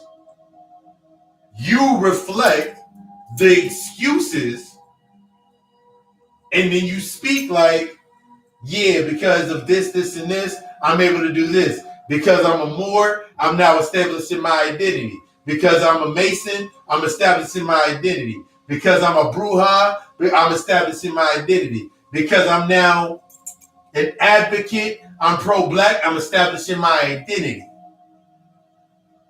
Meanwhile, your Derrick Jax, is always going to be able to come up there on the stage and say some dumbass bullshit, and you going to feed into it. Why? Because you still need that drama. You ain't learned how to feed yourself yet. You ain't learned how to quantify your thought yet. So you'll jump into every trend based on your emotions. You'll jump into it. I'm ready. I'm going to jump into that. That's what I need to do next. Everybody telling me to do cryptocurrency. I'm going to do that next. I was doing that 2.5 years ago. I got all the lessons on that. I got that in line. I'm not doing things based on the trend. I got it set up so whenever I do it, it's based on my terms. I'm not there yet. I know I'm not there yet. This is going to be one of the major keys in you being honest with yourself. If you ain't there yet, you ain't there yet. Admit it. That's going to help you be able to learn the lesson that's in that space. So when you are ready for it, you have the stream of thought to quantify and help you jump stream. Now you jumping into it like, wait, whoa. You doing that shit kind of fast. You moving kind of fast in that space. How you know that already? Because I admitted that I didn't know that shit. I admitted that I didn't know it. So I became totally open to it. Where you want to be at? Everything that you building, is it based upon your trauma? Is it based upon your healed aspect? Your nutritional values within yourself, is it based upon your old self or your new self? Your company, your business, your brand, your marketing, your whole entire marketing strategy of yourself, is it based upon remaining in the aspects of your old self, or is it based in the aspects of you growing and grooming and cultivating your new self? Which side is it based in? I had to really go through that aspect and really understand that a lot of the things that I was building was based on that old ass narrative, staying on that old ass play. Me wanting to build a company, me wanting to I don't want to be an entrepreneur. I am a fucking corporation, i.e., therefore I am a business. I am the business model. I become the business model. I'm not going to be like Monday, Tuesday, Wednesday, and maybe on Thursday, I'm going to be the business model. And then on Friday, Saturday, and Sunday, I'm going to be Carlos. No, I'm Lucifer at all times. I'm Carlo at all times. I'm the motherfucking monster at all times. There is no stepping back. There is no stepping back out of this. This is who I am. And I shall match my frequency and my vibration to everything in my environment being what I am. What you see right here on the screen, this is who I am. This is me. This intensity is me. Now, on the personal tense, you may get it in different streams in different ways, but I'm just like the big homie Kevin Gates, I'm still the big general at all times. This is me. When you separate yourself, if you did not see my TikTok when I talk about those 6 different personalities, when you separate yourself to fit within spaces, that's when you start to lose yourself. That's the state of separation. You want to be the mother over here, you want to be the father over here, but when you're no longer doing your fatherly duties or your motherly duties, your husbandly duties, or your wifely duties, your sisterly duties, whatever duties based on the identity, now you want to be the real you. No. You be the true you at all times. I am the father archetype. I am the father archetype. That's why Papa Lucifer came through with that in the shaman aspect. I am the father archetype. I am the enforcer archetype. I know my energy. As a manifested generator, I know what I'm supposed to be doing. It ain't going to be gentle with me.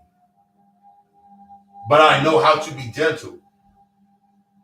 It's not going to be so I'm not going to be like, ooh, come here, give me a hug. I'll give you a hug just like this. Give me a hug. You need a hug. Come in. I'm going to pat you on your back. It's all right. It's all right, brother. All right, bro, cry. If you need to cry, go ahead and cry on my shoulder, bro. If you need to cry, sis, go ahead and cry on my shoulder, bro. Cry on my shoulder, sis. There is no, don't be crying on me. Niggas don't cry. That shit don't exist for me. Because I know in myself that I needed to have many crying sessions. I needed to have many tears fall from my fucking eyes. I know what it is to cleanse. I know what it means to cleanse. So why would I deny that from somebody else? They come into the space and they feel like they need to cry in front of me. That's what they need to do. I am accepting what that individual is in that time, in that space. Because I've accepted myself. You only are going to be able to accept based on the depth to you. You're only going to be able to let go as much as you let go into yourself. You're only going to be able to communicate based on the level of awareness to yourself. So when you hear people always talking about the white man this and the white man that and all these aspects of pro-black narrative, they're only at a certain level of awareness. They're not aware to themselves. Because the more aware to yourself you become, the more you start to realize that, nigga, I made that at some point in time in my life. I am the orchestrator or a co-creator of that aspect in my environment. That's you becoming self-aware. You created that in your environment. Them bum-ass niggas that you keep falling for, you created them. Them bum-ass bitches that you created them. The back and forth that you go with yourself,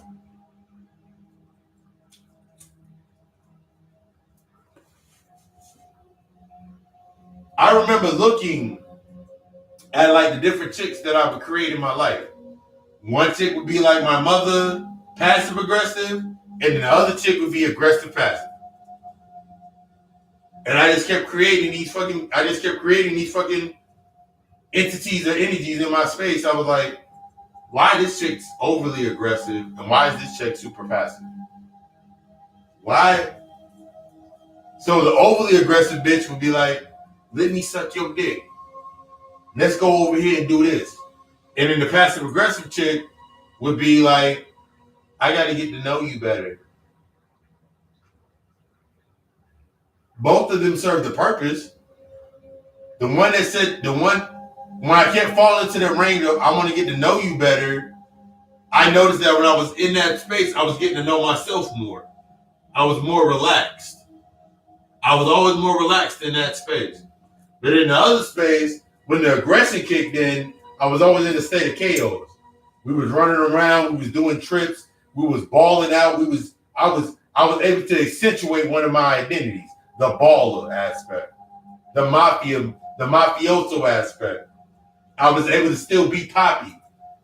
The one that your mama, your grandmother, your cousin, your sister, your mom, your cousin, your friend came and got something to sniff with. But when I was over there in that passive aggressive state, I was able to be the neo soul me, the Erykah Badu energy type me. I was able to be him over here. It wasn't until I understood that both of these are aspects to me that I got to accept. So then I had to start that healing process. So where I was aggressive, I had to learn to be passive. I had to learn it. Where I was aggressive in imprint, I had to learn to be passive in impact.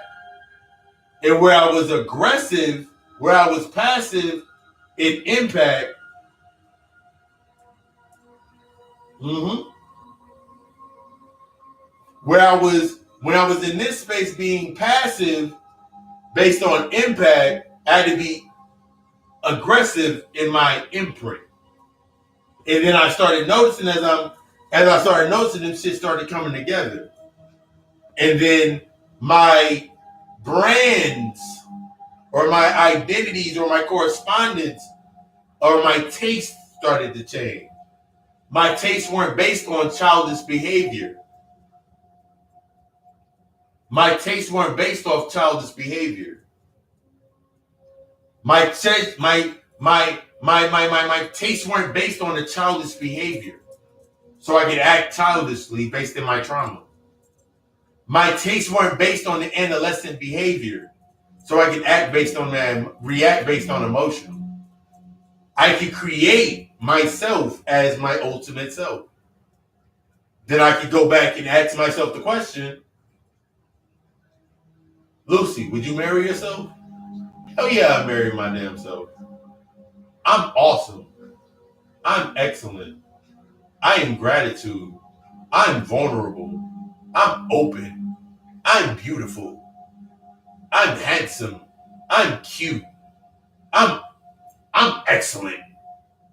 And it wasn't coming from a space of my ego. It wasn't coming from the space of my ego. And I noticed it wasn't coming from the space of my ego because I no longer was in that space. It was no longer coming from the space of my ego because the more that I said I was excellent, it wasn't based on because I had the job or the crib or the house or this or that, or I was in the gym or I was vegan or I'm plant-based or I don't eat this. And I started noticing that I started, my shit was changing. It wasn't ego anymore.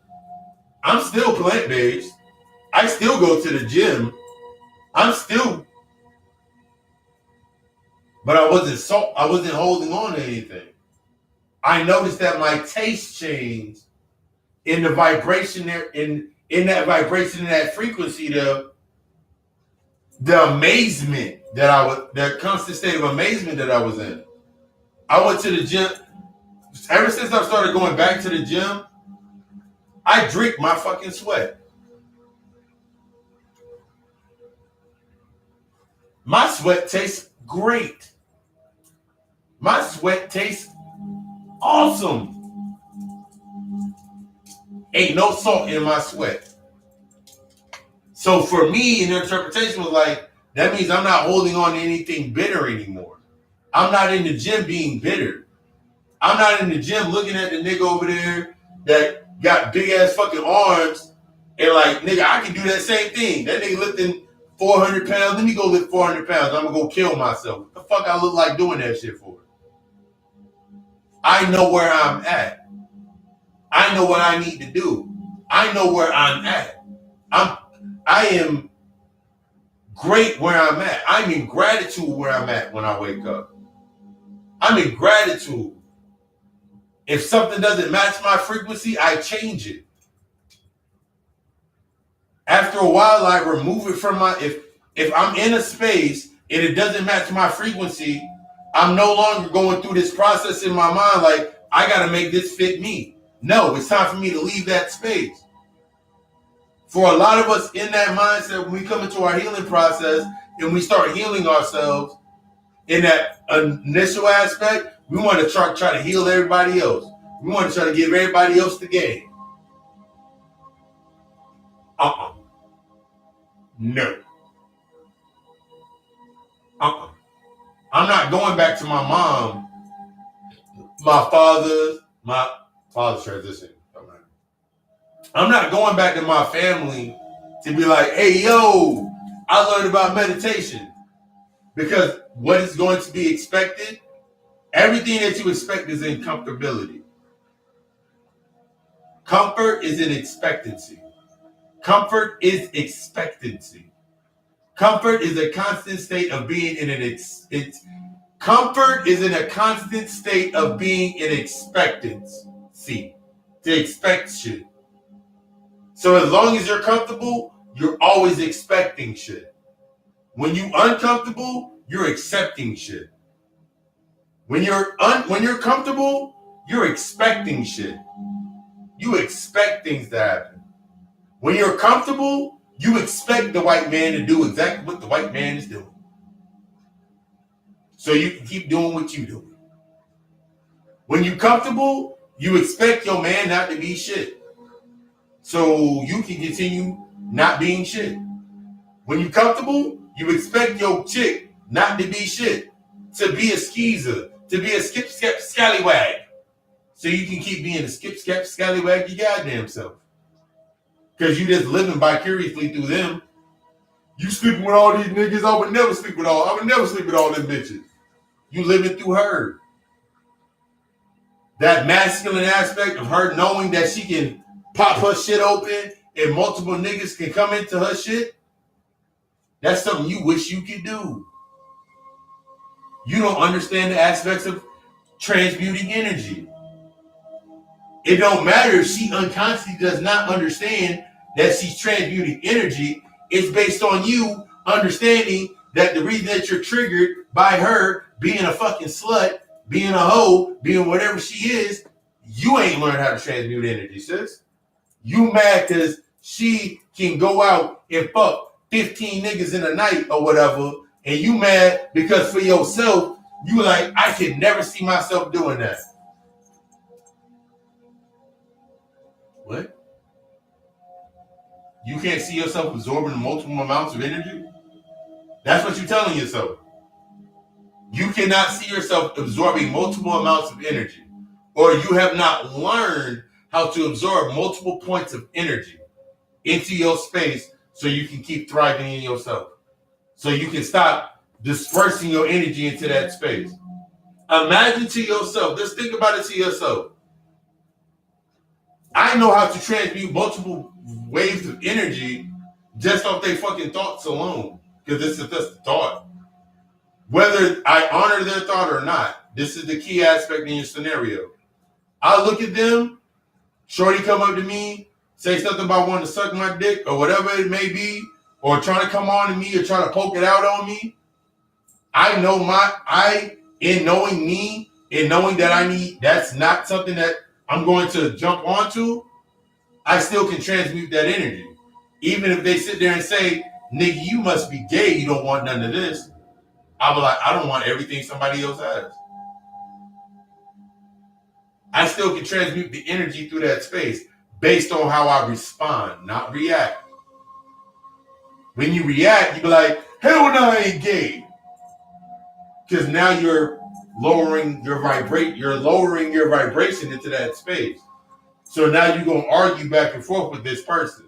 And I can guarantee, just like when you go on Facebook, just like when you go on Google and you look up shoes, and then you go on your Facebook feed and you see 97 things about shoes, here's the key. You're going to see 57 fucking ads on your fucking timeline about buying fucking shoes. But there's going to be 3 out of those 57 that's going to tell you how to make your own fucking shoes. That's your lesson. That's your lesson. How do you transmute the fucking energy? It's always been right there in front of you, but you got to realize that it's right there.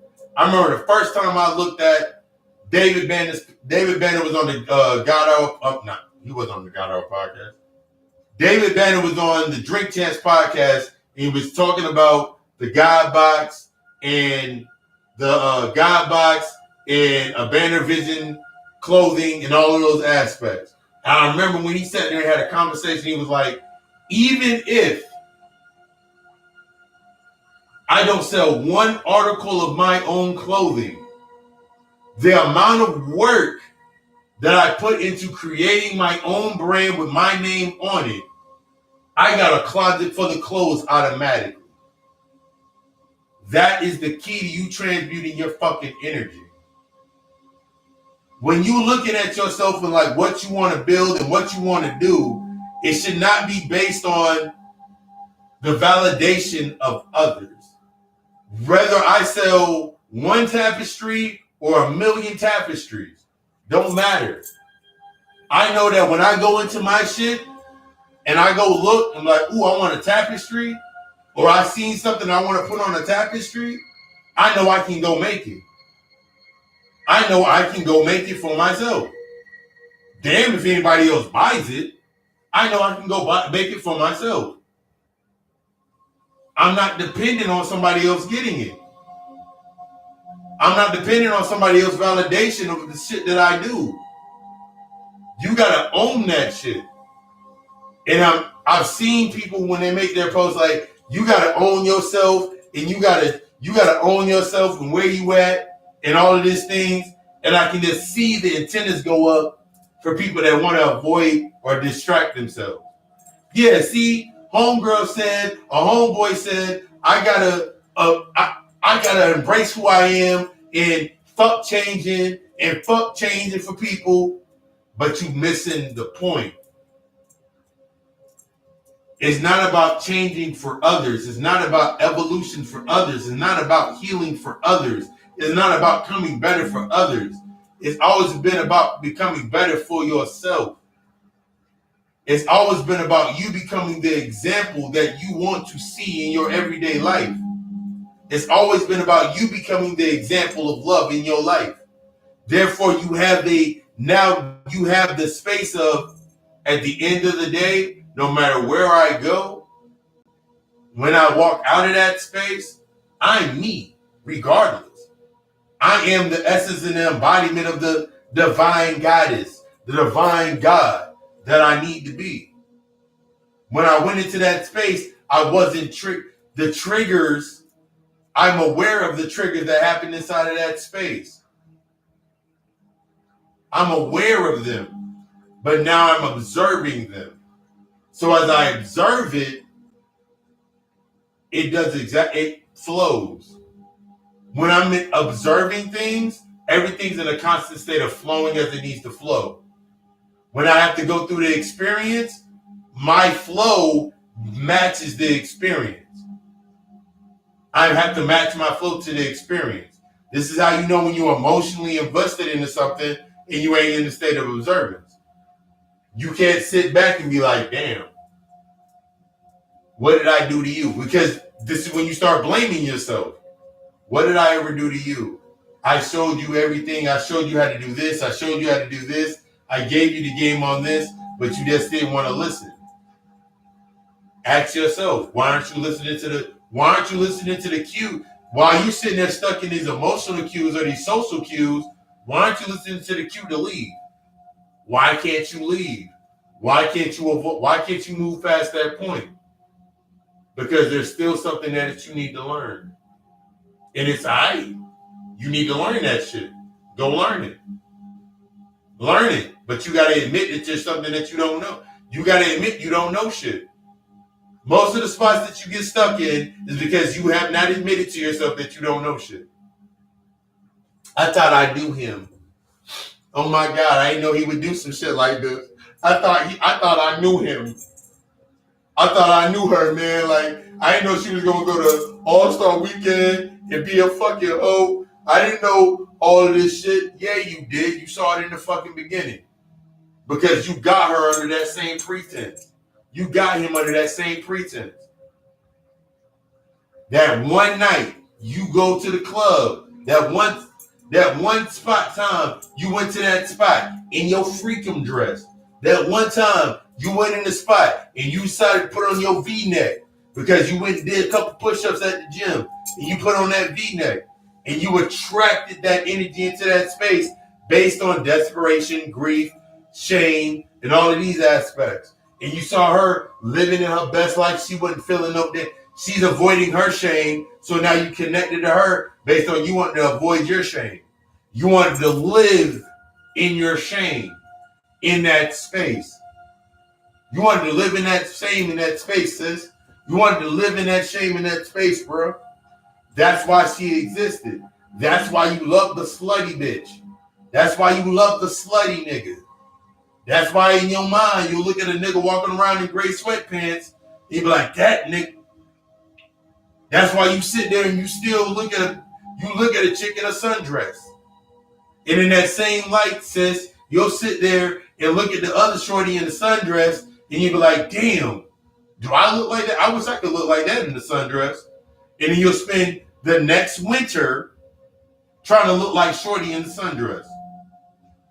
Bruh, you'll spend the next winter trying to look like the nigga in the gray sweatpants. Nigga, that ain't you. You stuck on the physical aspect. Everything molds and everything shapes to the space. So what are you really doing? You want to live out through your insecurity? It don't matter what you do, you still the same nigga. You still the same inner child. The inner child's still wounded, period. It don't matter how much money you want to go grab. The inner child's still wounded. You still the same nigga.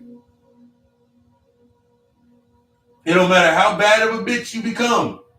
The inner child's still wounded. So you still the same little inner child. You still the same wounded ass little fucking child drawing up the pictures of false identities so you can sit there and express yourself through. You creating the vevas. Your inner child in there drawing vevas of these identities that you want to live as. Let me create this identity real quick. Let me make this sigil for this identity. That's my bad bitch veve. That's my real nigga veve that I created. When they step on it, there I shall appear through that veve. I shall appear through that. You've been doing the magic the entire time. You've just been doing the shit unconsciously. Every image that you put on is based on magic.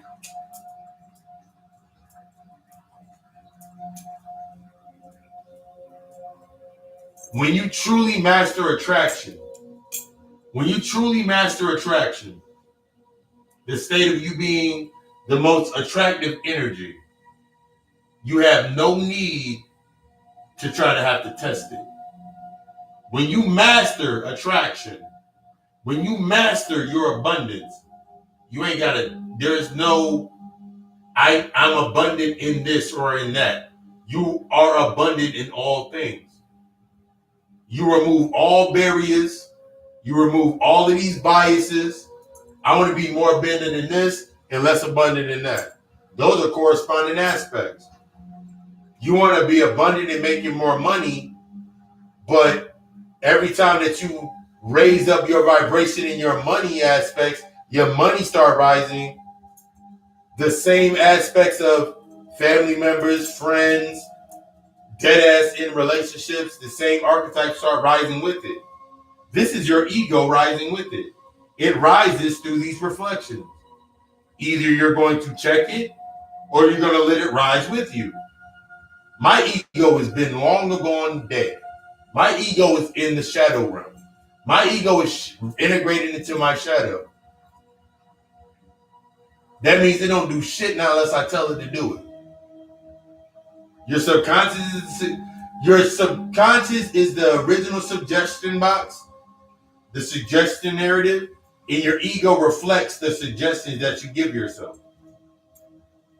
When you're in an unconscious healed state and your subconscious is not being cleared out, your ego is still doing the same exact thing. It's programming whatever suggestion that you put into your mind, whatever thought, whatever you downloaded, based on your intuitive, based on survival. So it keeps giving you that image. My ego gives me every image that I need to see, and it brings things to me. And I had to, in the beginning, I was checking my ego, like, you see why you can't do that? Black people ain't gonna want a therapist. They scared of therapy. And I'm like, thank you, Mr. Ego Man. Thank you, Dionys, for bringing that to me. That's not what we're doing this for. We are going to be the therapist that motherfuckers need. Not what they want, not what they need, but not what they want, but what they need. You're going to be the killer. You're going to be the killer of all things. You have to embrace your killer narrative. You have to embrace your killer nature. You are a killer. You are a monster. You are a beast. You are that monster. You got to embrace that shit, because that's the only way you're going to kill some shit. That's the only way you're going to stop shit from happening the way that it's happening for you, is by initiating the kill switch, the destruction protocol. By initiating that, nigga, I'm no longer that person. That person needed to die. I can't, they don't benefit me anymore. So as I went through this process and I learned the lessons that I needed to learn, now I started writing my own shit, writing my own book, writing my own pages out. I no longer need the old table of contents. So now you get this. This is the full example. This is the full aspect that you receive. This is who you come to for your reading. This is who you come to for your consultation. This is who you come to for your analysis. So if I have no fear in what I'm speaking in this point right now, how do you think your service is going to be? Ain't going to be no limits to your service. I'm going to give you everything that I see and everything that I prepare. I'm going to give you the fullest aptitude to the space. I want you to sit with it after you're done. I want you to sit with it. Because just like the amount of time I wanted to be in this reflection, as I sat with myself and learning myself, and then learning how to apply myself into that space, that's what you're receiving. This is you becoming that asset, that value. My asset and value in myself reflects in all of my work. You will not have anything biased in potential based in my works. If you're triggered, that means you need to be triggered. Hell, if I'm triggered by a conversation that we have, that means I needed to be triggered. We just doing the work for each other. I'm an empty ass vessel. I'm whatever you need me to be. I'm whatever you need me to be, not what you want me to be. And that's the biggest key when you coming into your healing work. You're going to be what others need you to be, not what they want you to be. That's going to be one of the major healing processes for yourself. You're no longer being what they want you to be. You're being exactly what you are accepting the discomfort in being what they need you to be. When you accept, when you're in the expectancy or the comfort, you're dying to be what others want you to be. I ain't trying to be an advocate for nobody. I am not trying to be your savior. I'm not trying to be your martyr at all. I am your healer. I am the aspects of the vessel for you to heal in. Don't want you coming to me 3 times out the week, 4 times out the week for readings. I'm gonna give you one reading. That reading gonna sit with you for a couple of weeks. It's gonna sit with you for a little bit. It's gonna make you think about some shit. That's my purpose. I don't want you to come back to me next. I'm not in the business of I'm gonna say something to you Monday and then Friday you coming back to me for some more shit. What you said was right. Oh my God. What you said was right. What I need to do next? No. I'm here to teach you how to walk by yourself. One of the things that I learned and why I don't agree with the old advocate narrative or a lot of the old narratives, why I don't agree with the old narratives is because it keeps you in a state of being what you were when you stepped in that space. When you think about addiction counseling, it always says that you are an addict. So as long as you remain an addict, you're always addicted to what you are. No, nigga, I'm no longer an addict. I am not the addict anymore.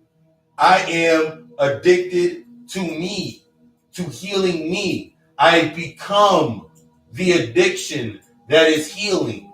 I become the addiction that is healing. Therefore, if I found myself, now that I'm aware that I am in the process of healing, now that I'm in the process of healing, I am aware that when I start to backslide, I'm not looking at an external aspect to blame on. It was because I was doing good in my healing and I was doing good in my addictions and whatever. I was sober for 628 days and shit. And then all of a sudden, I met this guy or I met this chick or I met this person and they said, ooh, let's go out. Man, you got to live your life. And then I took one sip and I knew I shouldn't have took that sip. And I took that sip and I backslid and I got drunk and I ended up having sex with that person. Because you're still an addict. You're still addicted in some way or counterpart to yourself. You have not learned to become addicted to your own essence. You still require the essence of others. You're still in your archon shell, the acorn shell, the chrysalis. You're still in your acorn shell, your archon shell, your chrysalis. That means you're still depending on what's inside of that shell to feed you. You ain't learned how to break out and become the butterfly, the dragon. 1 second.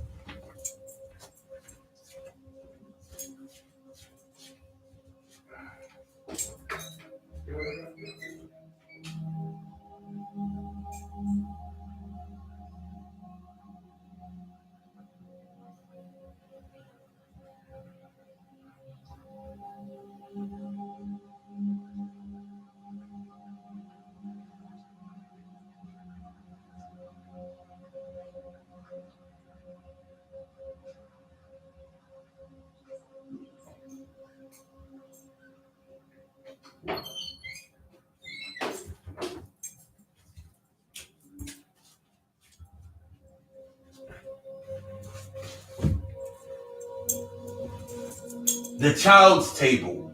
The child's table. A lot of us like to stay at the kids' table. That means you get whatever you deserve in that space to that mindset. A lot of us like to stay in this child's table. I want to get whatever I deserve based on someone bringing it to me.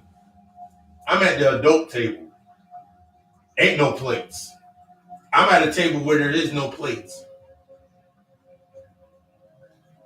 I think of my life in this space of aspect. I think of my when I bring myself into this scenario complex.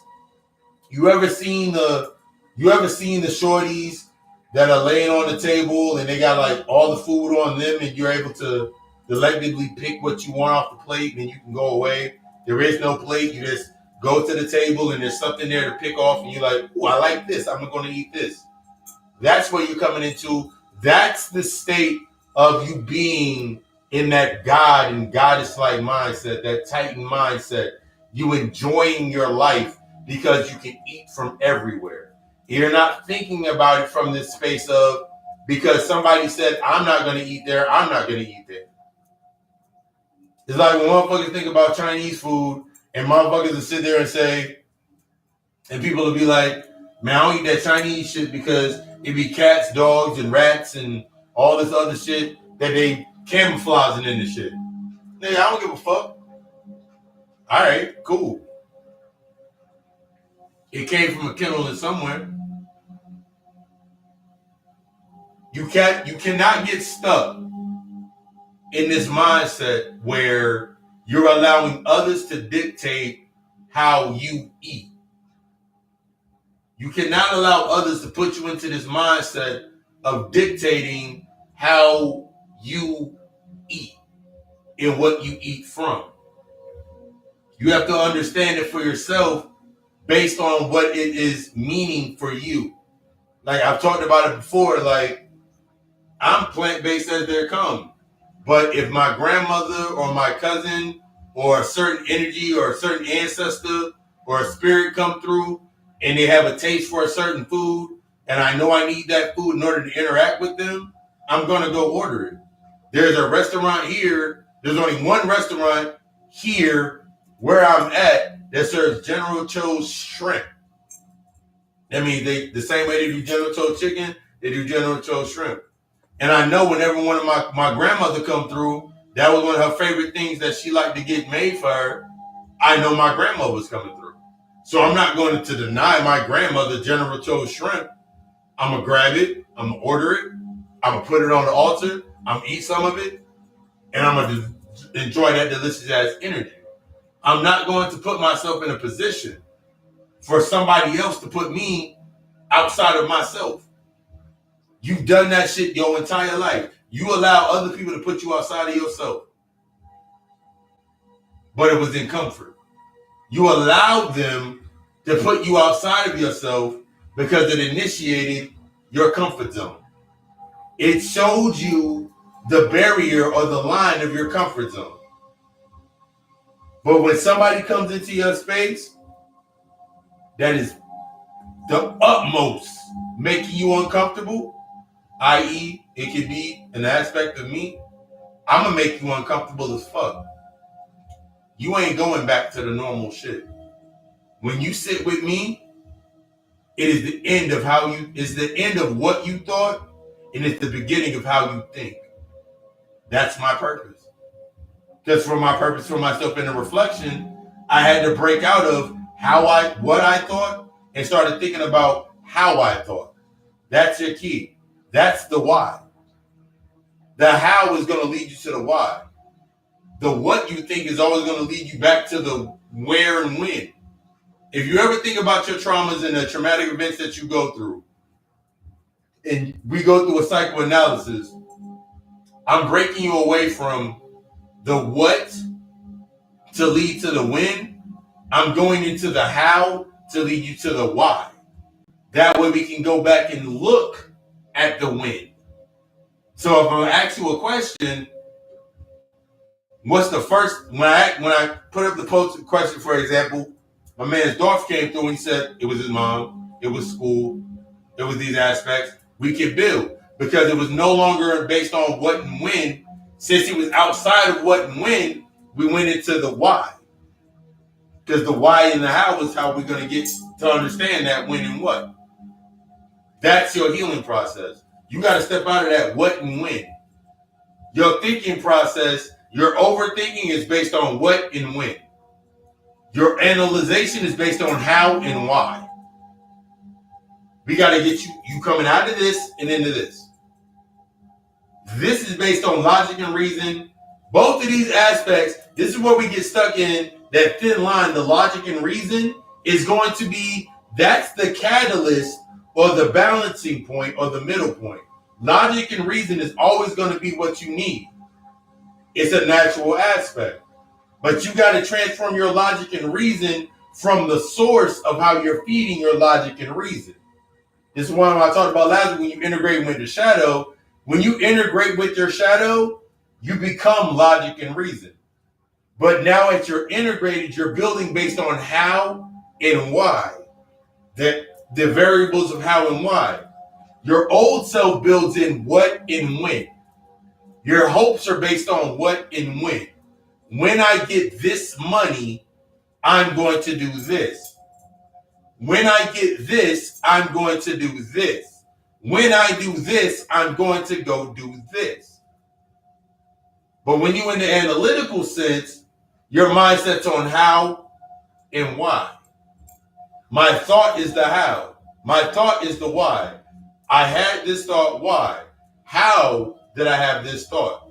Where did this thought come from? Now I can go back into my memories because I'm not in them or a part of them. I know that I'm of them, and now I can look at my lesson plan. I can learn the assignment. So now when someone comes into your space, you look at them, oh, you're a part of my assignment. All right, cool. We can do this.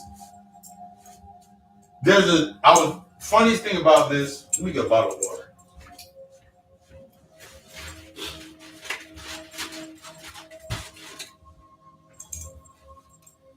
Funniest thing about this, craziest thing is on Netflix, they have DC Legends. I never really thought about DC Legends, Masters of Time, until the other day.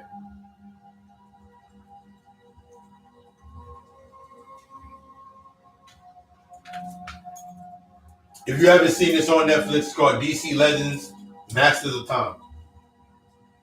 There's a black chick on there. She got freckles. There's a black chick on there. There's a black kid on there. The black girl, she's Lady Hawk. In the DC universe, she's Lady Hawk. She's lived for like over 4,000 years. And she's trying to understand her lives. And why everything catastrophically, why she cannot do certain things that go against her timeline of herself, her true aspects of herself, as she's learning herself. As you're going through these timelines, you're going to realize that the things that do not fit and why they don't fit. This is you becoming analytical to understanding and being able to sit there and say, that was a reflection of my old self that I was just looking at. That's why it came into my space. This is how you remain in this state of being calm in every position that you go into. I'm calm in every position that I damn near go into. Because I'm in a state of response. I'm in a state, in the physical realm, I'm in a state of receptive. In the physical realm, I'm in a state of receptive. Therefore, I'm always in a state of receptive. This is you becoming enlightened. You are in a constant state of, you are receptive. Your enlightenment is based on you being how receptive, your depth of your receptive of your awareness. So since I'm in the feminine aspect, the dark aspect of myself, I'm receptive to learn through everything. That's how I gain wisdom. That's how I'm now able to achieve guidance. Then I'm able to create based on that guidance, based on that wisdom. I now can invoke and I evoke in my physical realm the things that match that frequency. I walk out my door, everything matches me. Everything matches me. Everything matches the frequency that is to me to be quantified to my thought of where I need to go. Something as simple as you unconsciously going to the store to go grocery shopping or ordering your groceries online, to that narrative, that's based on you quantifying your process. Everything that shows up while you're going there is only based upon your quantified process or your awareness. So if you're walking outside and you still got corresponding mother issues, then of course the mom issues or the father issues, of course you're going to get different corresponding aspects outside of yourself to match that frequency for you to learn about those mommy and daddy issues, your sister and brother issues. You're going to see multitudes in your multiverse that are going to match that frequency. They're all going to trigger you. They're all going to make you feel some type of way. They're all going to make you have feelings, but you're going to have to sit with those fucking feelings. The longer that you don't do it, the more the catastrophic that it becomes. The more of a state of crisis that you do. The longer that you ain't dealing with what you need to deal with, the more of the crisis evolves. What you seeing outside of yourself is the state of niggas not dealing with their shit. 1,000 motherfuckers are complaining about a vaccination through their iPhone. I said that earlier. They're complaining through their iPhone. The nigga that created the vaccine apparently made your iPhone. So you complaining through your iPhone, you tweeting through your iPhone, you putting up posts through your iPhone, you on IG on your iPhone, Snapchat, venting all your shit through your iPhone. That's the beacon for where the corresponding energy is being fed through. That's how he's getting his energy. You doing it through a device that was created. They created a fucking totem for you to use. So of course they're going to use this totem. My temperate stream crack. They're going to use that totem in order to keep you in that space. Of course. That's what they keep doing. This is what they've mastered in the physical realm. That's what they've mastered down in. You ain't mastered it yet. You ain't mastered how to feed from that shit. You ain't mastered, most motherfuckers ain't mastered how to feed from it. You mad because somebody got shot in the fucking street. Go buy yourself a reverse candle. Meditate on their energy. Meditate on why the best way for you to transmute that energy when you see somebody get slain in the street is to sit with yourself and to see where it triggered you at. They shot my brother. They shot somebody's brother. They shot somebody that could have been my mother. Why you feel some type of way if you hate your mother? Something you got to deal with. Sit with the energy. Grab yourself a little reverse candle and focus your energy into that space. Why do I feel this certain type of way? And that's how you're going to tap into that energy. Because that's how they tap into it. They use your ass to tap into it.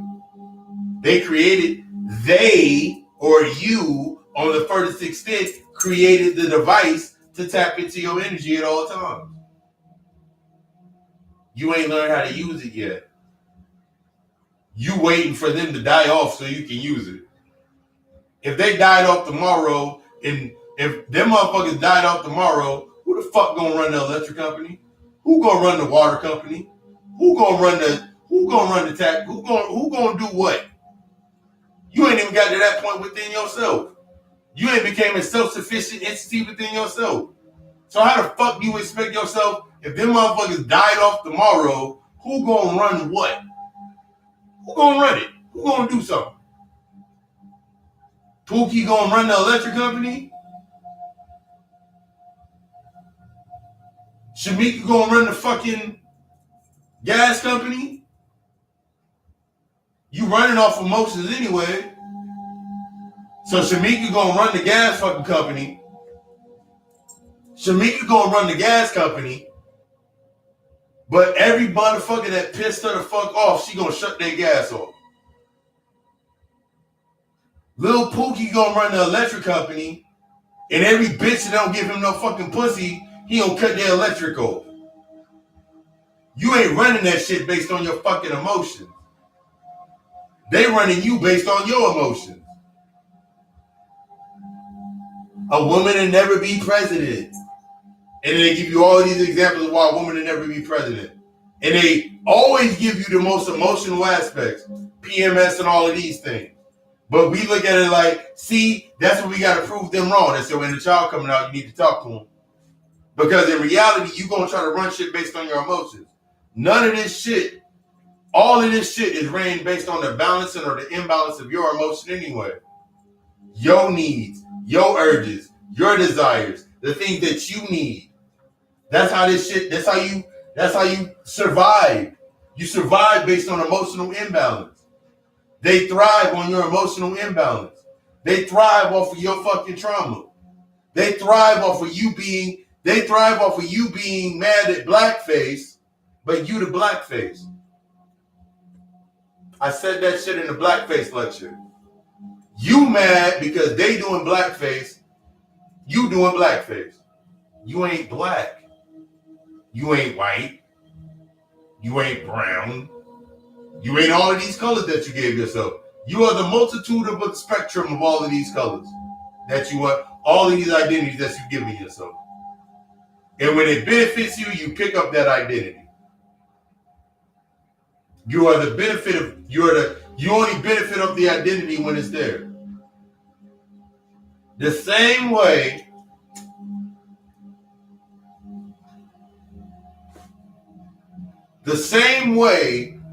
that you'll sit here in yourself,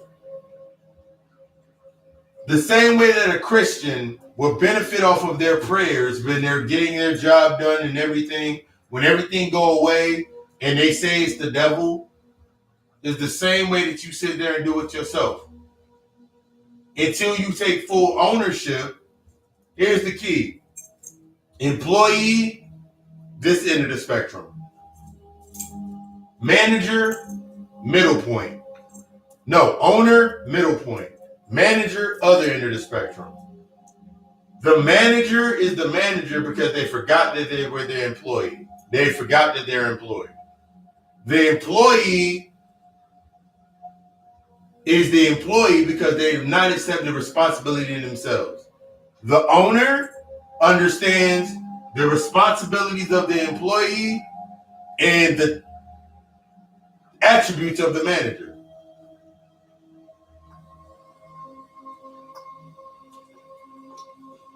You want to own some shit, but you don't own yourself.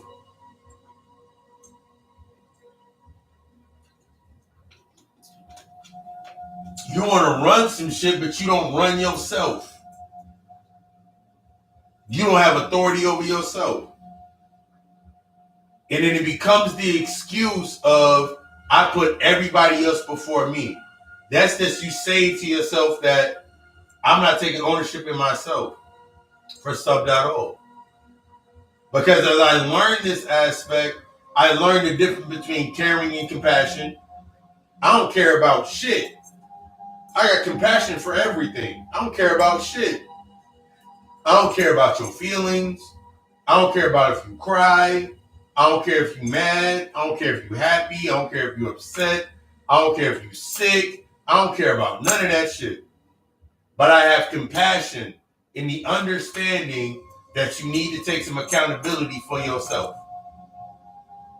So if we have a conversation, it's not going to be based on, you can't use the biases to make me feel some type of way. I can listen to your heartfelt story and now give you the delivery of what you need within that space. Because you didn't come to me. If you see my work, you're not coming to me for put your lay right here and cry a little bit. It's okay.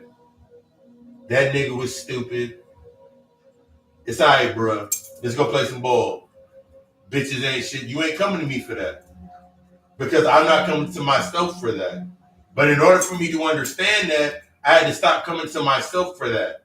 I came to my inner child only based on the depressive narrative, sad, oppression, feeling restricted. That's the only time I went and had a conversation with my inner child as a form of escape. When the feeling dissipated, then I would go back on about my business. But then I'm wondering to myself why my inner child is so fucking tormented. Why my soul is in shambles. Why I'm so upset. Why I'm so angry. Why I'm so mad. Why I'm always wanting to fight motherfuckers. Why I'm always at odds with motherfuckers. Why am I always trying to make people happy? Why am I afraid of rejection? Why am I afraid of all these things? How else would it be if my inner child doing the same? My inner child stuck in that space. My inner child stuck in the room with all of the shit that I pick up. Your world is a yard. You treat your world like a fucking yard sale. Picking up what the fuck other motherfuckers drop off because it made you feel good. Your world is a fucking daycare center. Because you dropping off your identities into that fucking space to deal with it. And you stuck on concentration camps? You in the stable, your trauma is this, as long as you stuck in not dealing with your trauma, you stuck in the stable. That's the stable. That's the concentration camp. As long as I can keep you in a state of fear, welcome to your concentration camp. Because everybody in your concentration camp is based on the same fucking traumatic experience. You already in the concentration camp. They ain't gotta give you no concentration camp. You're already there. You ain't dealt with your trauma. You stuck in the agenda. Agenda 101, the homosexual agenda. You stuck under that. That's your concentration camp. Agenda 306, the feminization of the black man. Congratulations, you in a concentration camp. The defeminization of the woman. Congratulations, that's your concentration camp. Because all it leads back to your aspect. How are you triggered by the defeminization of the black woman? Because your dad left your mom's. And your mom had to take on both roles. That's your insight into why you stuck on the agenda. The feminization of the black man. Why are you stuck there in that space? Because your dad left your mom's, or your dad had to raise you, and he took on them attributes. He had to become he didn't show emotion. So now you see an overly aggressive amount of emotion outside of you, and you won't understand it's too much energy for you to take in, for you to see. You ain't defined it within yourself. That's your corresponding feature. This is what I do to you. You got to remove that bias shit out of your mind. The state of avoidance leads to disorganized thoughts, leads to a state of anxiousness. Every nigga that every time there's a protest, where the fuck, come on. Every time that there's a protest, what the fuck are my cards? Ladies, over there. Every time that there is a protest, you go shake down Family Dollar, Walmart, Dollar General, wherever it is, and you go grab you spend all your money on distraction. The same way that you spend all your money on the distraction in multiple different ways, whether you're going to protest, is the same motherfucker that buys Jordans. It's the same bitch that buys red bottoms. The same nigga that go buy Fox locks and puts them shits and gives himself a hairpiece. The same motherfucking bitch that will cut all, y'all do the same fucking shit. All y'all in the state of avoidance. Bystander versus the motherfucker in the stands. Meanwhile, either you're going to be the bystander or the nigga in the stand or the runner. Or you got a different position that you can choose. You can be one of us in the skybox. I'm in the skybox just looking at it happen. I'm in the skybox watching it. Everybody coming around me, Soul Tribe vibes, my beloved, all that shit. We in the skybox watching it go down. I'm in the skybox watching the runner. I'm watching the runner try to impress the bystander, and the bystander look and judge the runner. Because the runner was once me. The bystander was once me. Once I understood that I was the runner and the bystander, ooh, I need to stop running. Where I was running at, I needed to stop. And where I was standing, I needed to run. I needed to move. Get off the fucking plate. Get off the fucking plate.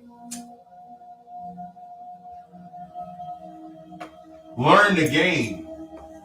Learn the shit. It's only in reflection of you. You upset because this nigga,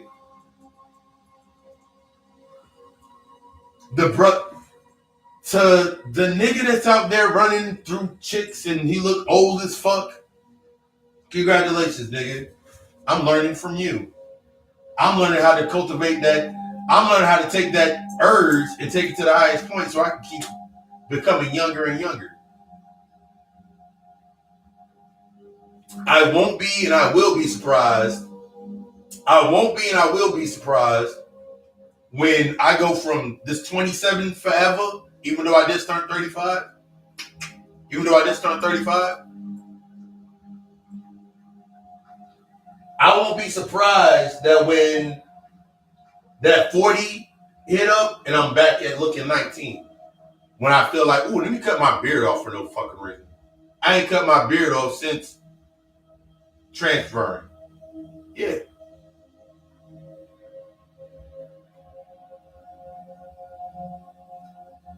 I did not know, like, for Aaliyah, recently I did Aaliyah's natal chart analysis. And when I did her reading and I did her natal chart analysis. When I got her number, she was born in 81. when she was born in 81, I was like, she don't look 81. She don't look 80. She didn't look like she was born in 81. I was like, who is this 23-year-old coming to me for a reading? I love it. But it was like, it's all in the aspects of your energy where you at. I'm going to give you a major spoiler alert, major key. Once you start healing, the age that you started healing at is going to be subtracted from. You're subtracting from that. You're going to subtract from that. My process was at 33 when I really started the in-depth aspect, and I noticed that I kept going back. I kept going backwards, which is in reality forwards. Because I stopped. That was the end of carrying shit. Then I went forward. My forward is backward. So this makes you think about the aspect like, as you are going forward, it's going to seem like backwards to these other motherfuckers. That's why you look crazy when you talking to them. There's a reason I got an infinite tattoo on my fucking arm. I got this tattoo. The craziest part about this infinite tattoo is when I got this tattoo, it was the beginning of my journey. It was the beginning point of me going through my works. I marked the temple unconsciously, not even realizing that I was starting my process. That I was going to be the crown of the infinite process of me going through my cycle. Because if you look above my T on my infinite, it's an infinite symbol. I marked myself anyway. You mark yourself for destruction or you mark yourself for growth. That's my mark of destruction. It was the end of all things.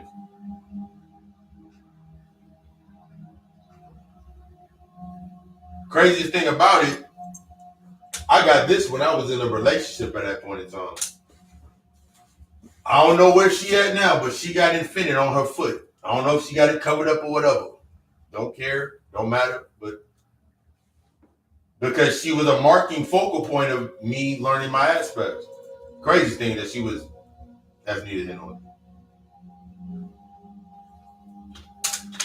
But I want you to be, I desire, that's why whenever y'all hear me say it, I mean that shit from the bottom of my multiple hearts.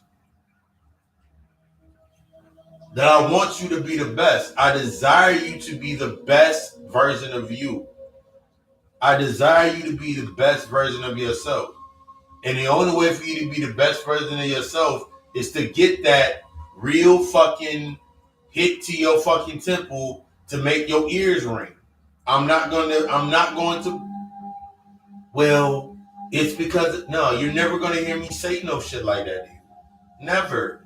Because I don't want, because in reflection, we give ourselves that excuse all the time. We're like, if I had somebody to talk to me the way that I talk to myself now, then I wouldn't, then I'd be good. Congratulations. You must now become the example of that said thought. You must now become the example of that said thought.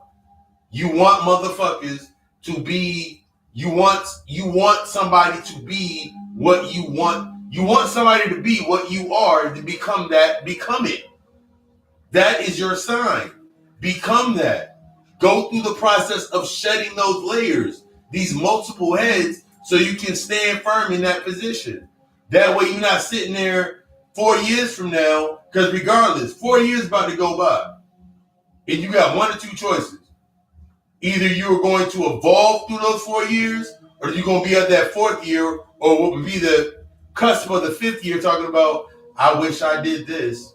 What's stopping you? That healing is what's stopping you. All this shit with all this information, books and all that shit, that's done with. The age of information is the age of information, or the age of knowing, the age of Aquarius is bestowing and bearing into your shadow. The age of Aquarius, or the age of knowing, is the age of bearing your shadow. The age of the bearer of your shadow. The bearer of interfacing and becoming whole with your shadow. That's the age of this knowledge shit. That's the golden age. You was on the stage. You've always been there, but now the light's on you. What you about to do with it? Shadow moon. What you about to do with it? What you about to do? What you gonna do? I'm gonna keep being me. I'm gonna keep doing what I'm doing regardless. That's not going to change. That's neither here. That's not going to change. I'm not gonna be like, oh my God, maybe in 3. No. Mm-mm. I got things I got in plans. I got retreats I'm planning.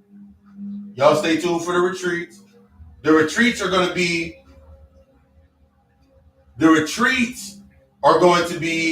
the Cult Alchemy Secret Society. If you haven't seen those posts, y'all about to get flooded with those. The Cult Alchemy Secret Society aspect, that's going to be the retreats that I'm going to be doing.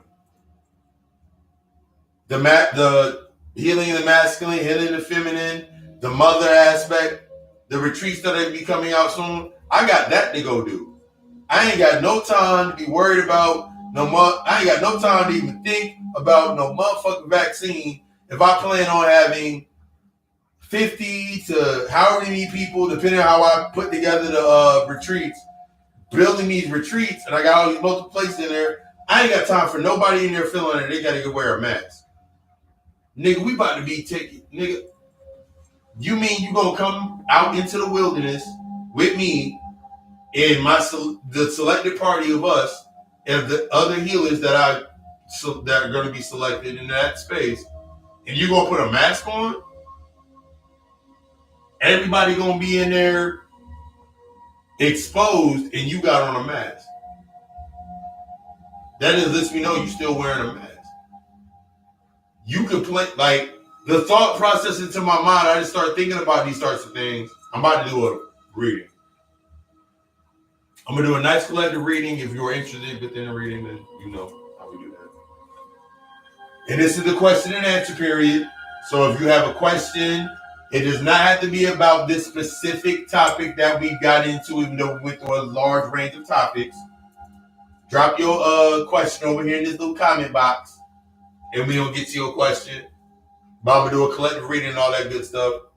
But you have to remove these masks that have left you in your space and be like, I've been this way for all my life, and no one told me it was wrong. Of course, no one's going to tell you that it's wrong. No one's going to tell you that it's wrong, baby. because they need you to keep that mask on. If I tell you that your mask is wrong, if I tell you that mask, if I tell you about your mask, then I lose my ability to feed from you. But if I tell you about your mask, that means I don't need to feed from you. I don't need to feed from you. I'm gonna teach you how to eat. I want to give you the keys to eat. You have the keys to eat within you. You just gotta become those shits. You gotta accept being that monster that you are. You gotta accept that expression of your true self. Outside of the pain, outside of the bias, outside of you standing like, maybe I should do it this. No. We ain't doing it that way no more. The old paradigm is dead. I made a post late last year where I said I am the Judas to the old paradigm. I shall kiss the old paradigm on the cheek, and I shall usher in the new world. Usher in the new world. Still stand by that shit. The fuck I look like being a fucking. The fuck I look like signing some fucking paperwork. I'm gonna sign some paperwork. What the fuck do you look? Really think about it. What do you look like signing paperwork to prove your sovereignty and your freedom, but you don't have a code of conduct? You ain't got a business plan, code of conduct, code of ethics. You ain't got nothing else built under that. So I'm not saying you ain't got, if you feel that's a need for you in your space, but the first thing you need to do is establish your own code of conduct. You got to establish your own trust. You got to establish these aspects for yourself first. That way, when you go to the table, you got something to bring to the table. You ain't going to be sitting there getting signed to the label. Because that's all the groups are. You're getting signed to a record label. They use the same aspect. Go study record labels, and then go look at the damn groups that you got. Go look at the Moors, all these fucking groups. They use the same thought process. They are the higher point and the lower vibration of fucking record companies.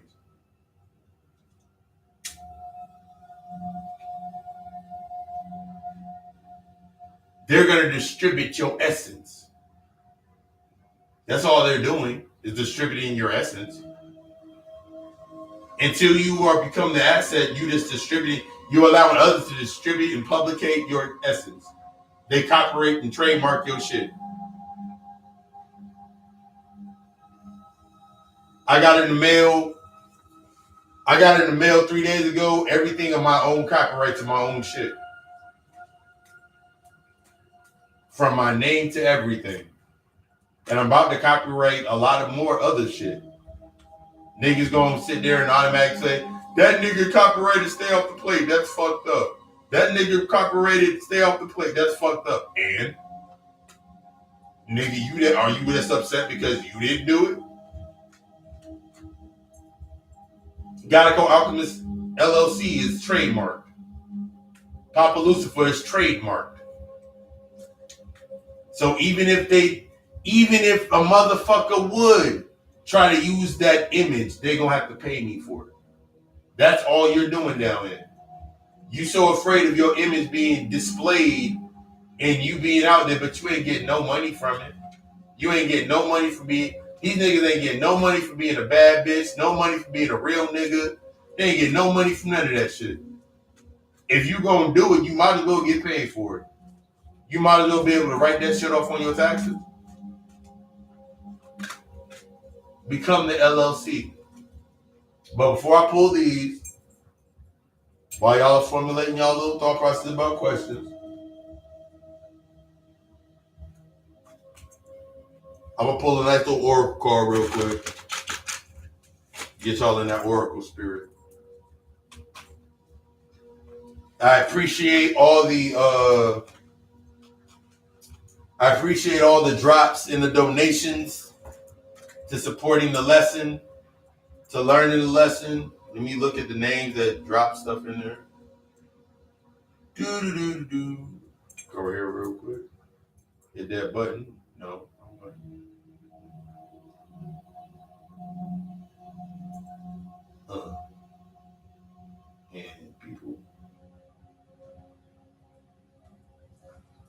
Appreciate everybody for showing that love.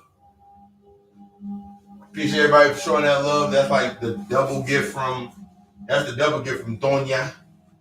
Because that's where I'm getting them. So I'm getting my strips from. You would like one card pull to see what it says. No problem.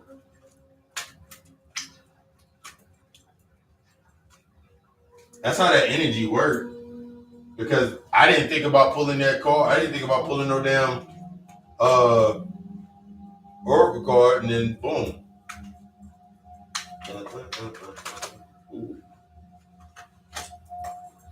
And the magic of the card is renewal.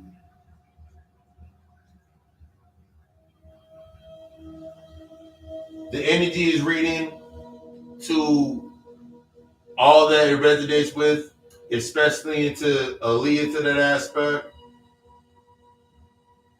Renewal. From this point is a state of renewal. The key to renewal, as I grab this, ooh, it's over here. The key to renewal, the key to renewing yourself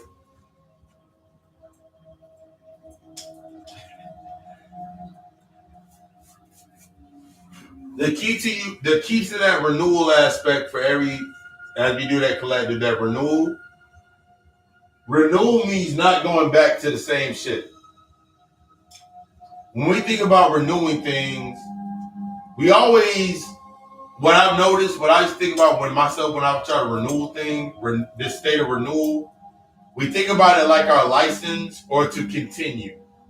Renewal in its truest sense is not about continue. It's not about continuing based on completion. It's about continuance based on enhancement. So when you think about this level of your renewal, and the second card that fell off, I didn't even know it fell off, was that Chariot. Where you're thinking about that state of you renewing yourself, you coming into that space, it's not going to be based on anything being the same. Let go of things being the same. Let go of things going back to being the same. It ain't gonna happen. You ain't doing all this work to stay the same. You ain't doing all this work to sit here in a couple years and be like, I'm gonna buy a house. I'm gonna go buy this because my thought process, because I thought about it like that. I was like, my thought process was like, I'm going to go do this to be the first person in my family not to do it. That's already there. You're stating comfort. I'm going to go start a company and start my practice to be the first person to be an owner of ownership in my family. That's already going, that's natural. You're only stating comfort. You're stating from a place of comfort. I'm not doing what I do based on being the first in my family. Because I first have to understand that my family is my karmic family. So all I'm doing is resettling ties to that family, to that aspect. I'm doing this for me. I'm doing this for me. I'm doing this for my continuing the future aspects of me living in my now. That way I'm not looking back like I'm only doing this because of this, this, and this. Because now all you're doing is reinstituting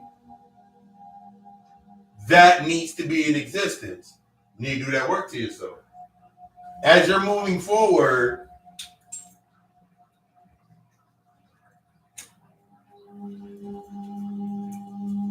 have you go to the next check? Ooh. As we're moving forward, so we just put a Chariot, talks about moving forward, and I just said that you moving forward is not going to be based on what and when, it's going to be based on how and why. That goes into the aspects of cutting things away, that energy from the Four Swords. The Four Swords represents as you move forward, it's time for you to sit there in that space and you see these boundaries. These swords are boundaries. The swords are air. Swords are always the air. That's the air. That's the boundaries of your air. As you move forward and you set your boundaries, there's going to be a lot of shit that's going to be cut out of your life. You got to get comfortable with this shit. A lot of people get afraid of allowing things to be cut out of their life. That family member, that friend, they only have one purpose. They serve their purpose. Stop trying to go reinstitute them while you're going through your state. You want to renew, you're renewing yourself. You're renewing yourself as an asset, not as a liability. That means the license that your friend carried based on your trauma, the licenses that your family carried based on that trauma of no boundaries, you're learning boundaries. It's okay. That goes into the aspects of that Ten of Wands. Ten of Wands illustrates that energy of the end of the clash. The end of the clash of you, the end of you clashing to keep your energy minimized. A lot of us come into a space with ourselves where we try to minimize ourselves, and we find ourselves, as long as we remain in that state of clash with ourselves, the energy outside of us we don't clash with, because we're lowering our vibration, we're lowering our frequency to stay within that old space. That way we always cycle back. That means I'm going to go back. That means if I go and air out the block, I'm going to go back to see, make sure all the bodies drop. No, I'm going to go through one by one to each one of these houses and just air out everything in that space to make sure I ain't got to come back. That's going to be that is a major key in your work. You have to allow yourself to sit in that space to learn yourself. It's not going to be this drive-by of, yeah, that's a problem, that's a problem, that's a problem, that's a problem, that's a problem. And like, okay, cool. That's an issue, that's an issue, that's an issue, that's an issue. Now that I've seen the issues, I can go drive back. Because all you're going to find yourself doing going back around and making sure you air everything out. Your key and to stop clashing with your energy is if you got to go into that house, you got to go into that spooky ass house. Whatever that house may be, the house of your traumas based on your mother, the house of the trauma based on your father, the house of the trauma based on the correspondence of what happened in your childhood, you're going to have to go in there and air everything out. You killing everything in that fucking house. Do not leave that house until you have addressed everything in that house. Until you've addressed it all. Kill everything in there. Nothing lives. It's all old aspects that have to die. Everything has to die. Even the baby.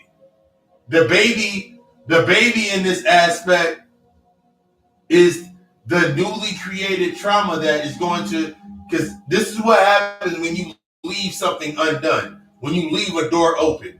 This is what happens when you leave a door open in your life. You leave room for a new thing to be born in that space. So now when something comes back up in your new sense, you're like, where the fuck did that come from? You left that door open. You left you left your energy to be streamed in there, your in vitro ass, and you left that shit to be fed in there. You left the baby in there to get fed. It got fat off of that trauma that you left in there. The shit that you killed, it fed on. The thoughts that you left in there unresolved, it fed on. And it became stronger. That's why when you keep coming back to that issue, why the fuck is it different now? It fed off of what the fuck you let die. It's time to stop clashing with yourself. That's the only way you're going to find harmony. That's the only way you're going to find this right here. You have to become comfortable with killing shit in order to do this. To come yourself into that harmony. That's that lovers. That's that lovers card. It's time for you to harmony. It's time for you to start learning to love these different aspects of yourself based on the old aspects of the energy within inside of yourself. It's time for you to take that shit in deeper. A lot of us come to that first level of love and awareness, that first level of love where it is awareness, but we don't go further into become self-awareness. We become aware that we need to love ourselves, or we become aware that we need to love ourselves, but we do not become self-aware in the correspondences of how to love ourselves. That's the harmonization. That's the becoming whole process. Once you acknowledge that I do not love myself, and I don't know how to love myself, I don't understand my love language, I don't understand these factors in myself, the next phase is to become aware or the acceptance of learning that lesson. That's how you come into that state of the apology. Through the apology becomes harmony. Through the thanking who put you through what they put you through, that's how you become in harmony with yourself. Because there's nothing left in that room for them to feed off of. That's what happens with a lot of us when we get stuck in that space. You keep going back over there because there's still leftovers. Ooh, there's leftovers over there. I'm going to go over there and get that old ass macaroni and cheese. I'm going to go over there and get them old ass, I'm going to go over there and get them burgers they had at the barbecue. They still some good. They put them in the freezer. Stop allowing yourself to be put in the fucking freezer. Which leads into the aspects of them elements through the Empress. Mastering those elements. Until you become in harmony with yourself, you do not understand the elements of your existence. You don't understand the elements of your existence until you come into harmony with yourself. You're going to be stuck in one element or whatever, the corresponding element based on the emotion. Grounding is based on settling. Fire is based on the decision of you feel like you need to jump ship. Wind is going to be based on you want to change your course. I want to do this. I want to do that. I want to do this. I need to do this. And that water is you being really, really wishy-washy in your consistency. How many times have you been wishy-washy and inconsistent with your shit that you need to do? You real wishy-washy about it. You wait for something to get cleared out when the rain hit.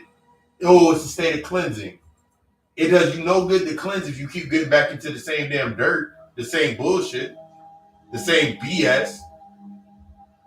You sitting there, oh my God, I don't want to do the same thing over and over and over again. Then why the fuck every time that the rain falls, the storm comes, the first thing that you want to go look at is for your missing belongings. The things that will let all that shit stay there. The storm gonna keep coming because you keep taking aspects from the old storm into your current state. When that rain come and wash everything out and waterlog everything, stop trying to go pick up fragments from that space, because that is now the element or the invoked or the totem that is going to be used, that when the next storm comes, because the storm is a natural cycle, it's going to use that as its basis. It's continually trying to wash out the same shit, but you keep picking it back up. Master them elements. And that's going to lead into that Page of Swords.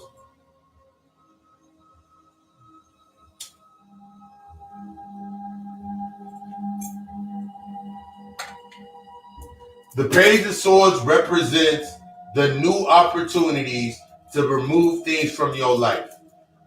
You are now in that space. If you are moving forward, you are going into this state of meditation, or you've been in that state of meditation, you're watching shit fall away, you're at the end of that space of your energy in that aspect of that clash. You clashing energy, trying to match frequencies with shit that don't serve you. Now you're in that state of harmony. You're understanding these. You have to understand these elements. That Page of Swords represents the new opportunity to cut the cord. The new opportunity to cut that cord. That cord with the cord in the healing aspect of understanding your bonds to your mother. The cord that needs to be cut, or the opportunity to cut that cord in the bonds with your father. The bonds with the healing process. You're now being shown the cord that needs to be cut or is ready to be cut, but you got to understand why you're cutting it. It's not going to be like, I'm just going to cut everything off, because it'll grow back.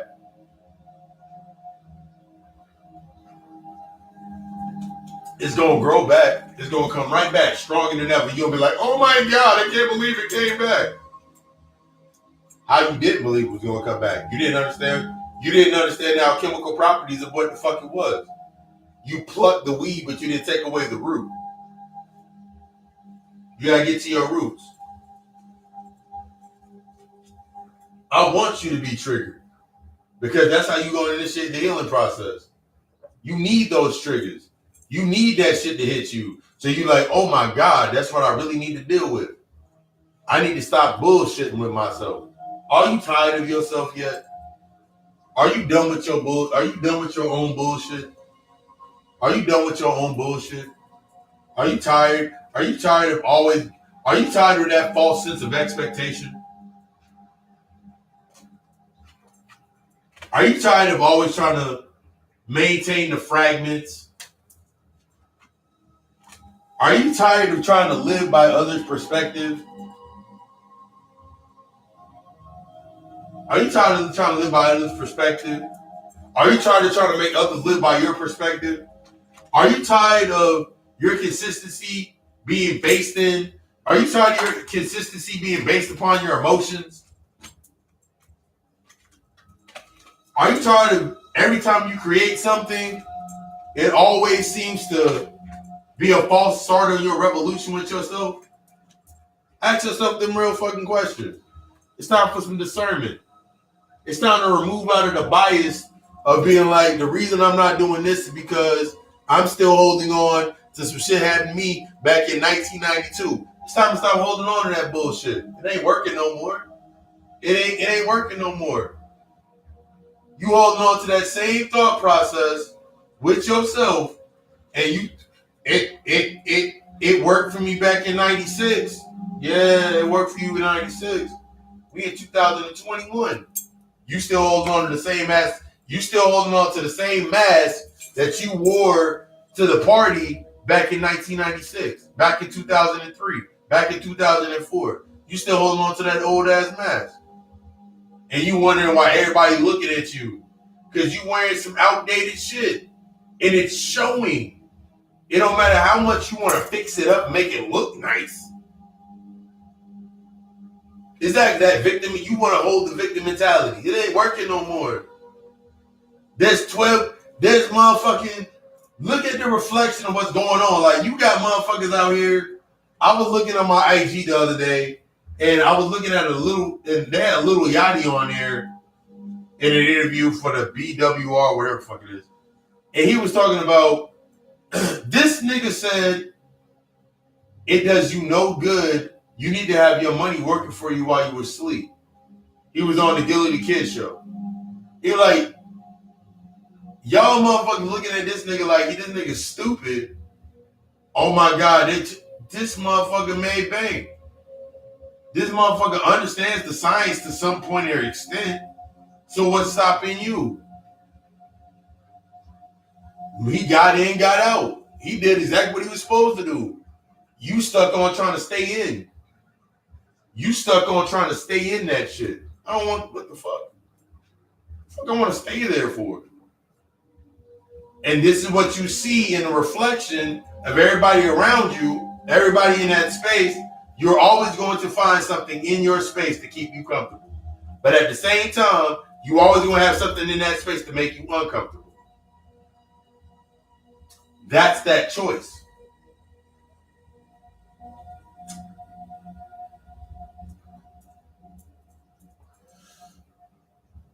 I desire you to be the best.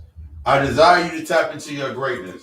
I desire from you what I desire from me. That's how you grow. That's how you evolve. That's how you come into that unity. That's how you go and become the best. But you got a choice. Either you're going to keep that same mentality. Either you're going to keep feeding off of either you're going to stay on the plate, keep making the excuses, seasoning yourself up to stay on that plate and become delectable, or you're going to be, you know what? I need to get off this fucking plate. I need to become as bland to my old self as possible. I need to become as bland to my old life as possible. My old life is bland. My old life has nothing growth into it. It's bland as fuck to me. It's black and white. It no longer has any color. I removed all the color from my old life. It's in black and white, therefore I can see it. The black and white aspect within yourself of integrating with your shadow is turning your old self into black and white. So you can tap into that multiverse without any fucking discrepancies. So when you disperse your light, you disperse your energy into the space, it's based on you building into the higher aspects of yourself. But that old shit gotta become black and white. That's why you always see the battle of black and white. That's why you always see the battle of this no unity and separation and all of that shit. Because that shit is in black and white. Your emotions give it color. Your emotions give it color. And you keep getting stuck in the colors. The colors, Duke, the colors. You keep getting stuck in the color spectrum. You are the color spectrum. Your emotions are the colors. Your emotions are the streams of thought that give life to that palette, to that 3D bullshit. You in the 5D now. 3D is based in fear. 5D is based in love. They don't coexist. You better step into this energy. You better step into this energy. That's your choice. You don't step into it, it's more for us. It's more for the motherfuckers in the skybox.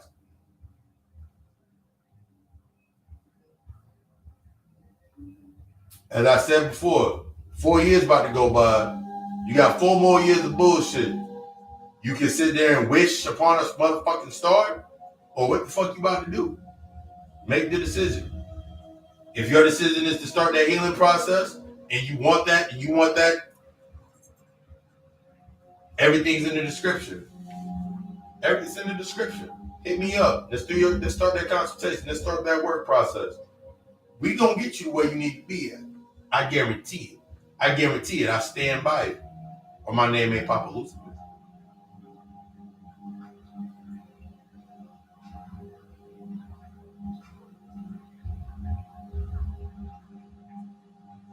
One more second. Again, if you have questions, comments, it ain't gotta be about the subject. You have any question that pops to the top of your head, the question pop it into the comments. I'll be right back.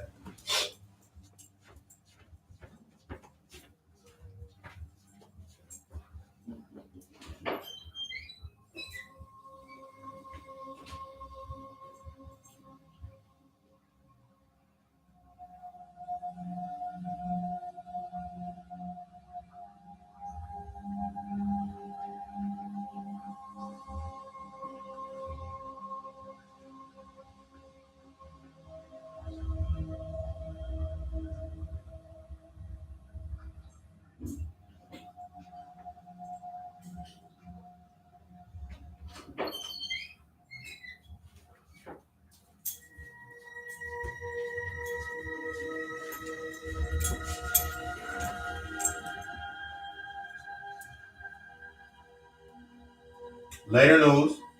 Stay tuned for the Secret Society, perks, all that stuff. The script. It's the Occult Secret Society, the Occult Alchemist, or the O8S Secret Society is going to be the subscription platform service for the book club, and as well as perks for the retreats, live events, and things of that narrative that are coming into that works, the live healing retreats, the live workshop type retreats, whatever, the therapy and all of these aspects. I'm going to be taking that to that level, into that space, and it's a subscription aspect to where if you subscribe to the Secret Society, you get first round pick and perks to the first round picks and perks of retreats, live events, go away aspects, healing retreats, all of these aspects, and more information of that narrative. As it builds, that's going to be that aspect. But you're going to have to tap in to tap out. Stay tuned for more of that information. Introducing into that. As I always say with the God Hour podcast, to the God Hour podcast, if you have a service, if you have a product, you have a book, you want to do a build, even if you want to do a build, because I'm going to start doing different aspects with the lectures to where I'm going to be doing builds. I'm going to have people come in and we're going to do different builds of that nature. You have a product, a service, you want to do a build, you have some thought processes, you know somebody that got some shit with that, tell them to hit the link, hit the flow page link, hit the flow page link, get in, tap in that way. If you are interested in services, same aspect. Everything from the services, schedule that, get that put in there. The only thing that's stopping you, the only thing that can stop you is you. I'm going to be doing what you've seen what I do regardless. I'm be doing what I do regardless. The only thing that's stopping us is, the only thing that stops you is you. You want something, you got to create that space for it, but you got to understand you got to remove the old shit first. That's going to be a key. I hope you've been thoroughly triggered. I want you to be the best. Share, subscribe, let it do what it's supposed to do. If it makes somebody upset, let it make them upset. If it triggers you, it needs to trigger you. Yeah, we always do around this time. I love you. We love us. I will see y'all throughout the week. I want you to be the fucking best. Be the fucking best you. Get uncomfortable. Learn yourself. Love yourself. Peaceful rest all day. I love you. You love us. I share. As soon as I find them.